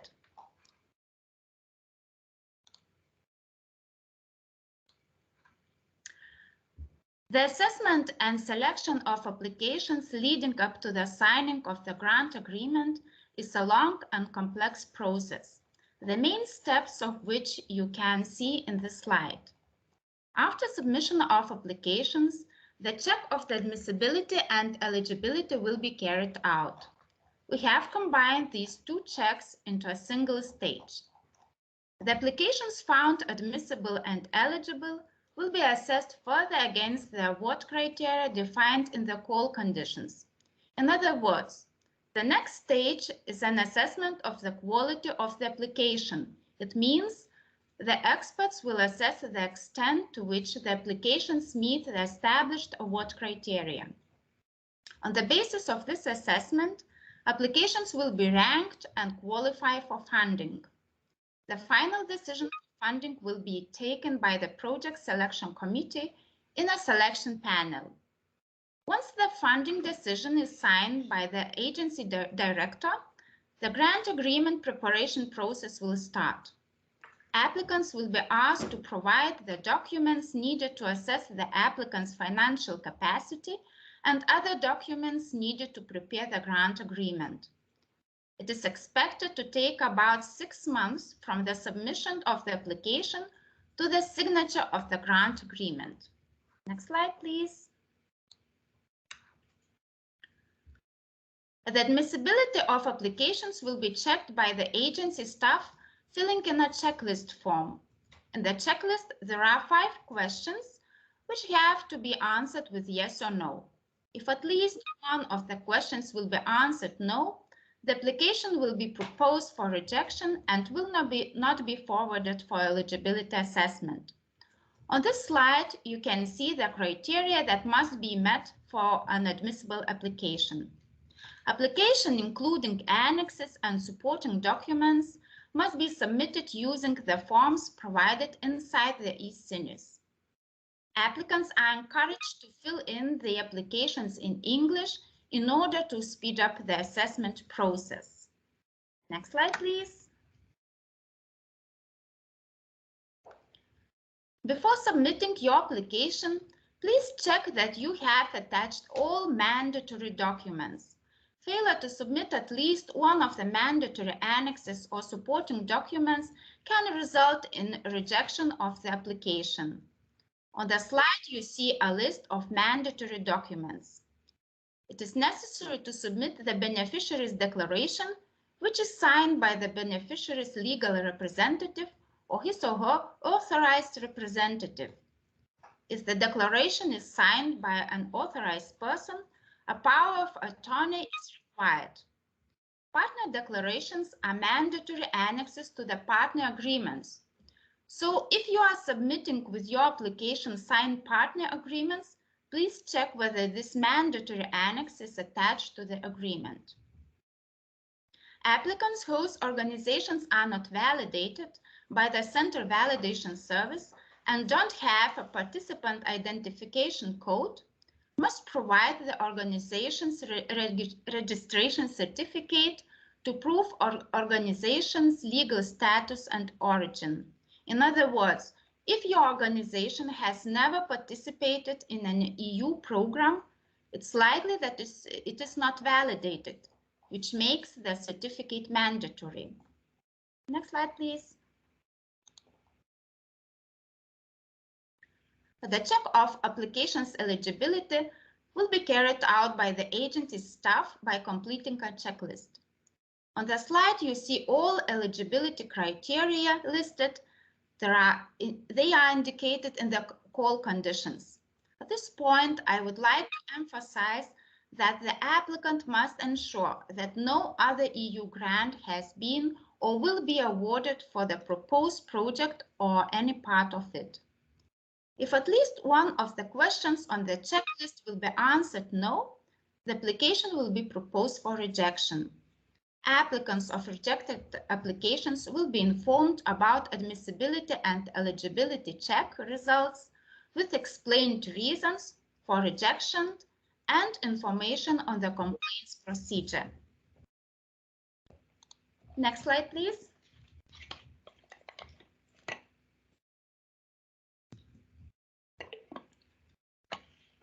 All admissible and eligible applications will be forwarded for assessment against award criteria. The applications will be assessed individually by at least 2 experts. One of the assessors will be an agency staff member and the other an external independent expert from agency's own database or the European Commission's database of experts. The experts will assess the extent to which the project meets the award criteria set out in the call conditions. They will assess the applications individually by completing individual assessment form. If the scores of the 2 assessors differ by more than 20 points, a 3rd assessor will be appointed.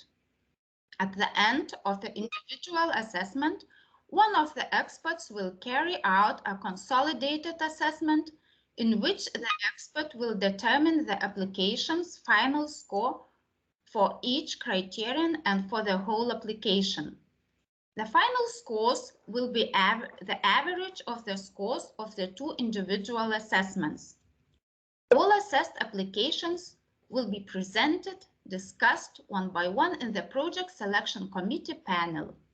In the panel, the committee will examine the reasons for the rejected applications, will rank the applications with the passing scores, and will select the applications for funding. Before Project Selection Committee panel, all applicants of above threshold applications will be checked if they are not in exclusion situation. Operational capacity check will be carried out together with the assessment of the quality award criterion. And the financial capacity check of the beneficiaries of the pre-selected applications will be performed during the preparation of the grant agreement. Applicants of rejected applications will be informed on the outcome of the assessment and on the possibility of lodging an appeal, together with assessment summary report, including reasons for rejection. Next slide, please. The award criteria are set out in the call conditions. As already mentioned, each criterion has a maximum and a minimum number of scores.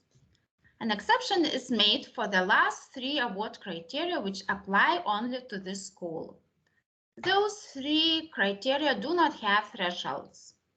An application meeting the selected criterion may receive 10 points.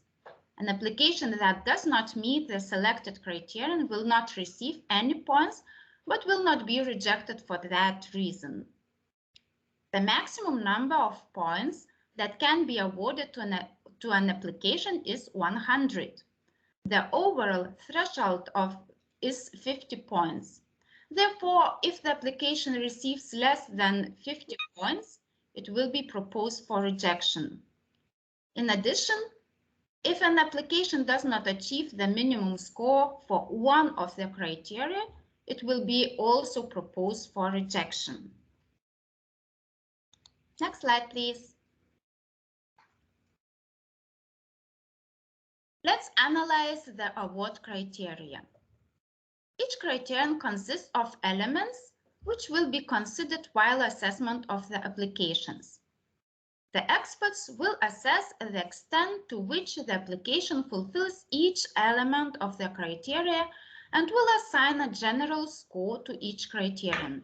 Hence, if you want your application to be scored highly, you need to consider all the elements of the criteria when planning the implementation of your project and preparing your application. Let's look at the elements of the relevance criterion. The project must focus on the problem that really needs to be solved. The problem must be relevant to the target group, institutions involved, and other stakeholders.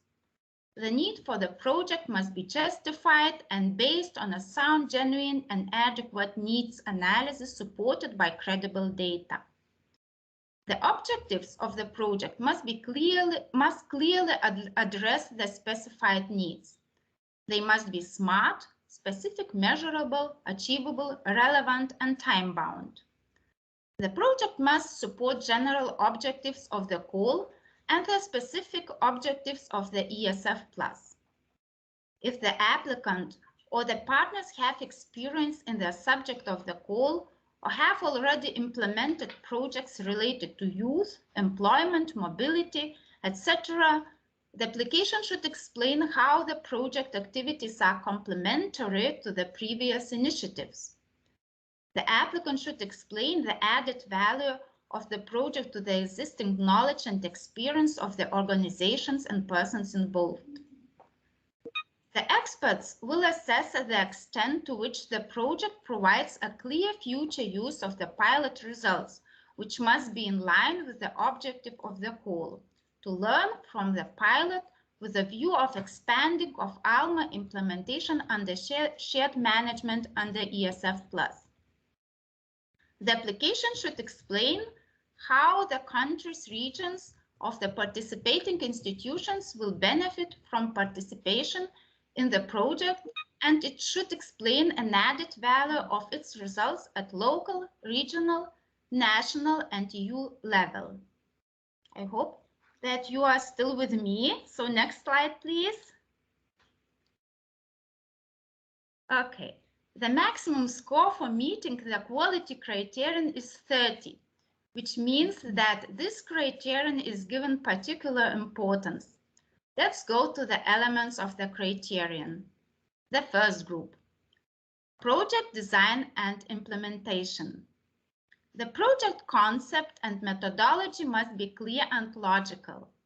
The application should explain how the implementation of all the proposed activities will logically lead to the achievement of the project objectives and to the meeting of the needs identified in the needs assessment. All the project phases should be clear, complete, interconnected, and interdependent. All activities should be necessary to achieve the objectives. The project must be cost-effective and allocate appropriate resources to each activity. The grant request should be realistic for good quality implementation of the planned activities. For expenses which are based on real cost, supporting documents must be provided. Please note that in case of unjustified or excessive project costs, the experts may propose to reduce the project budget. However, in this case, the application will be given a lower score for its quality. The second group is quality of the project partnership and the cooperation arrangements. Particular attention will be paid to the quality of the project partnership. The application should concretely identify which skills, experiences, expertise, and management support each of the participating organizations will make available to implement all aspects of the project. The project should demonstrate an appropriate distribution of roles and tasks and a balanced participation and input of the organizations. Presence of all the partners should be vital to project success. The project must have a clear project management structure and decision-making mechanism. The project should explain how regular and through which channels communication with partnership will be ensured. And the third group is quality assurance and monitoring. The project staff must have relevant qualifications and experience. For relevant competencies, please visit ALMA manual. It should be explained how it will be assessed whether and to what extent the project has reached its objectives and results. Monitoring and evaluation activities should be integrated at an early stage of the project and continue throughout the project implementation. The project should describe how it will ensure that no groups are excluded or treated differently. For example, how they will adapt outreach, engagement, and working methods to participants' specific needs, skills, and competencies. The applicant is required to carry out a risk analysis and to develop a risk management strategy. Next slide, please. And the third criterion is an impact of the project. The project should make clear how the target group and the participating organizations will benefit concretely from the project during and after the project lifetime and what would change for them. The project should also specify intended beneficiaries of the project results outside the project and what would change for them as well.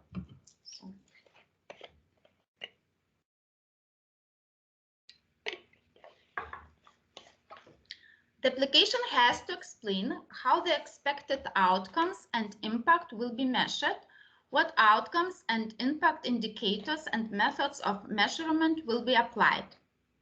It should be described how the project activities will contribute to the promotion and improvement of gender equality and non-discrimination mainstreaming. The project should involve appropriate and qualitative measures to communicate and disseminate project results within and outside the participating organizations. It must involve mandatory and other additional dissemination activities which have to be proportionate to the size and scope of the project. It should be described how the results and benefits will be ensured and sustained after the EU funding ends, what financial sources and how they will be attracted. Next slide, please. Let's have a brief overview of the criteria that apply only to applications under this call. The first criterion is project target group most vulnerable needs. We encourage applications that do not plan an easy target group. In other words, not a creaming target group that could easily find a workplace even without being part of the project. In the context of the call, the most vulnerable young people are long-term unemployed, more than 12 months, inactive in the labor market, and not registered as unemployed, as well as young people who, due to physical or mental disability, are unable to find a job for a long time. If the applicant claims points for this criterion, the target group of the project must be at least 50% of the most vulnerable participants. The beneficiary must ensure that the proportion of the most vulnerable participants will be maintained throughout the life of the project. The second criterion is quality of the national network. The involvement of partners from different fields adds value and quality to the project. The involvement of employment agencies, job centers, public authorities, youth organizations, social services and vet providers, NGOs, schools and companies ensures access to the different types of expertise required. An application will receive 10 points if managing or intermediate bodies are applicant or partners of the application. The involvement of partners should be not formal and the applicant should prove that each project partner is vital for implementation of the work program. The third criterion is newcomer to ALMA program. The aim of the call is to ensure that ALMA is piloted in as many member states as possible. To contribute to this goal, we encourage applicants from countries newcomers to submit applications by awarding additional 10 points. Countries and regions newcomers are those which had not implemented ALMA type projects in 2014-2020 programming period. That period, projects similar to ALMA were implemented in Spain, Catalonia, Galicia, Czech Republic, Italy, Trento, Germany, Poland, Slovenia, and Sweden. And we have already received a question related to this criterion. It is believed that countries that already have ALMA type experience are less likely to receive funding. So our answer is that we encourage the countries or regions which have implemented ALMA type projects in the period 2014-2020 and have relevant experience apply for other award criteria. For example, we encourage them to select the target group of most vulnerable needs and thus get points for the criterion target group most vulnerable needs. Or you can apply the award criterion quality of the national network. So let's move to the next slide. The aim of the call, as I already said, is to support projects within all member states, and this aim has influenced the selection process.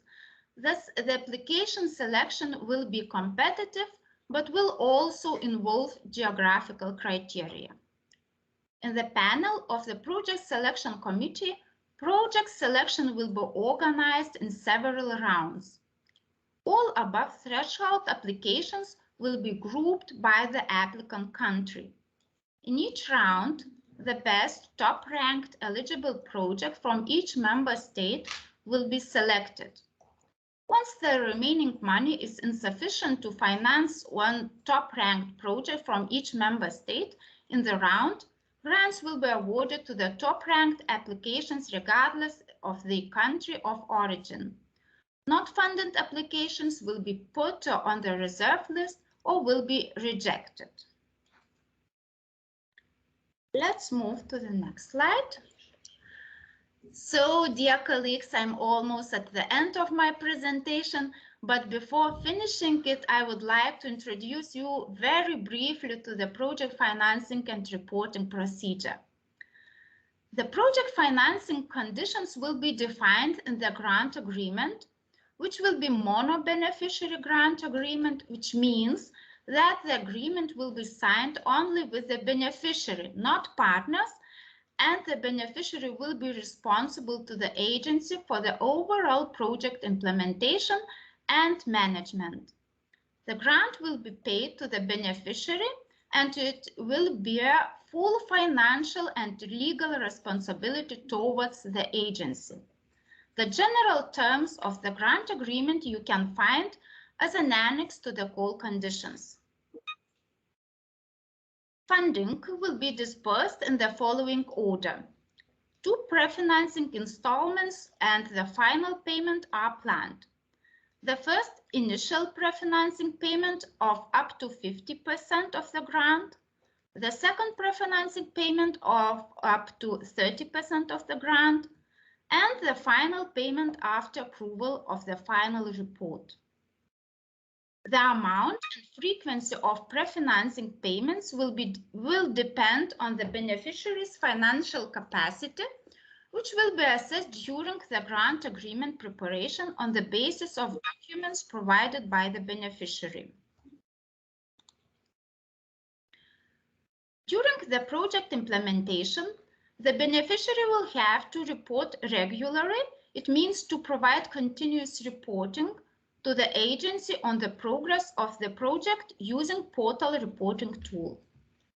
The beneficiary will have to submit a periodic report after 12 months or any other period specified in the grant agreement, and the final report after the project conclusion. As I have already said, specific reporting and payment schedule will be indicated in the grant agreement. And next slide, please. And at the very end, I would like to make a few recommendations to guide the preparation of the application. Please read the call conditions carefully. When filling in the application form, please read attentively the information to be provided in each section of the application. Be specific.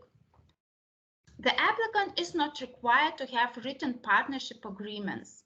The startup phase is dedicated to the conclusion of partnership agreements.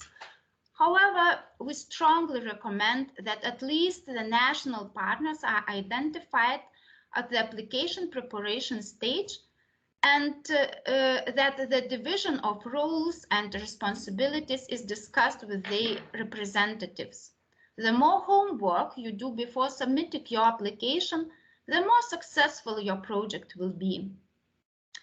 As I mentioned above, the financial capacity of applicants will be assessed during the preparation of the grant agreement. The applicant's financial capacity will determine the project risk level.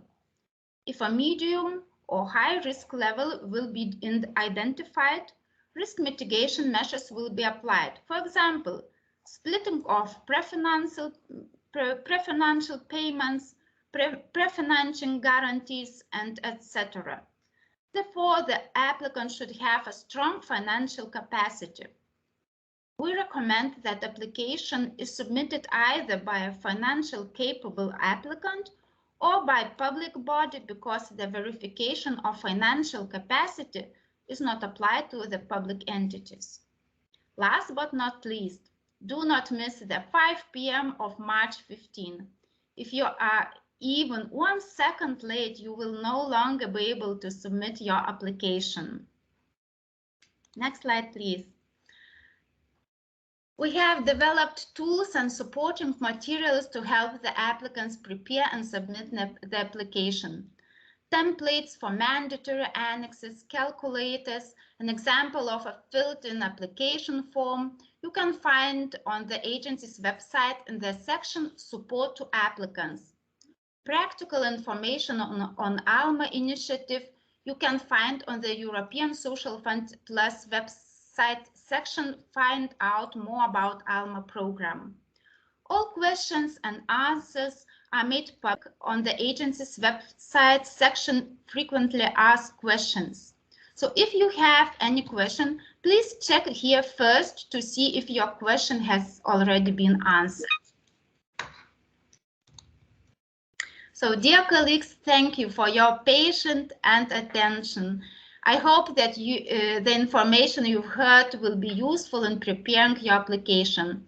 Some questions we've got I answered already during the presentation, and the rest of the questions we will answer and send to all the participants. So thank you once again for an active participation, and I wish you a successful work.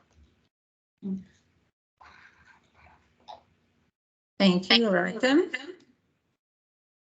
for your presentation. And now we can have to answer some questions we received related to Jūratės topics. So the first question is, what do you mean by successful participants? Those who will come back and find job on the local market. Jūratė, will you answer? Okay.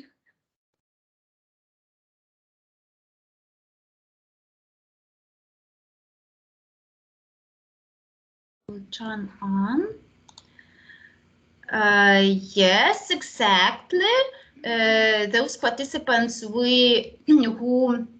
find a job and start working, And those participants who start vocational training or are integrated in education or into a labor market. Thank you. And the next question. Is it compulsory to receive trainees from the countries where our participants are sent?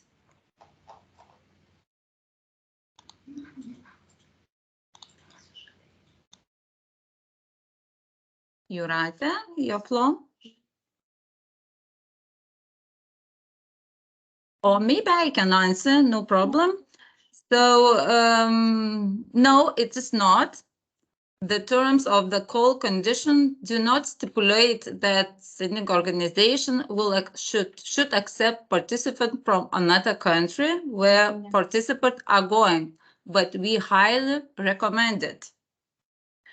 The next question is it a requirement for sending organization applicants to have a previous mobility experience? Jūrate? Okay, no, there is no requirement to have the previous mobility experience. And next question is related to form. So it's please tell me what qualifies as an organization registration documents PIC number. I could answer. If your organization is already validated by Central Validation Service and you have a participant identification code, as you mentioned, PIC, which could be found in the register containing all participants of EU programs, so you don't need to submit any organization registration certificate. If you are not validated by the Central Validation Service, so you should provide documents which provide your organizational legal status. The next question, it's about somebody asked, could you please repeat those regional selection in rounds? So you write a floor. Okay, so each above threshold applications will be divided according to the countries, and the selection will be organized in several rounds. So in the first round, each top ranked application from each country will be selected, and then will be, if money is enough, so the second round will be organized, and then each lower than top selected application will be selected.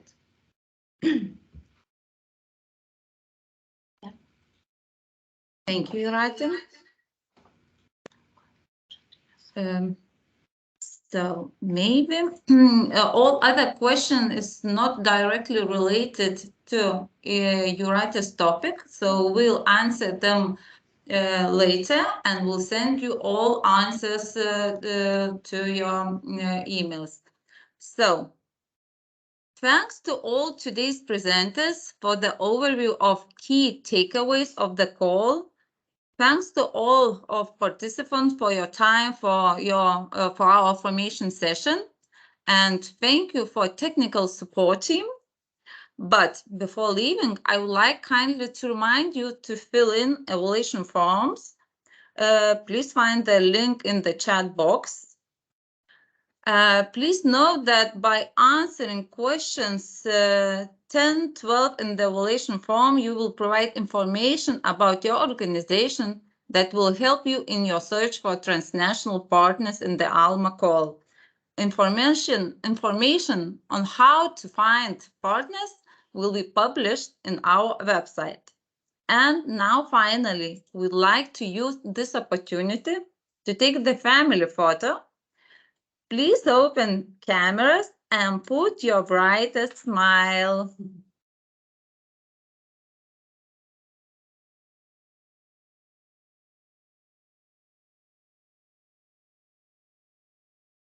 Thank you very much. I hope you enjoyed this short information session and find presentation useful preparing the project proposal. And I wish you well for this afternoon. Thank you. Bye. Thank you. Goodbye.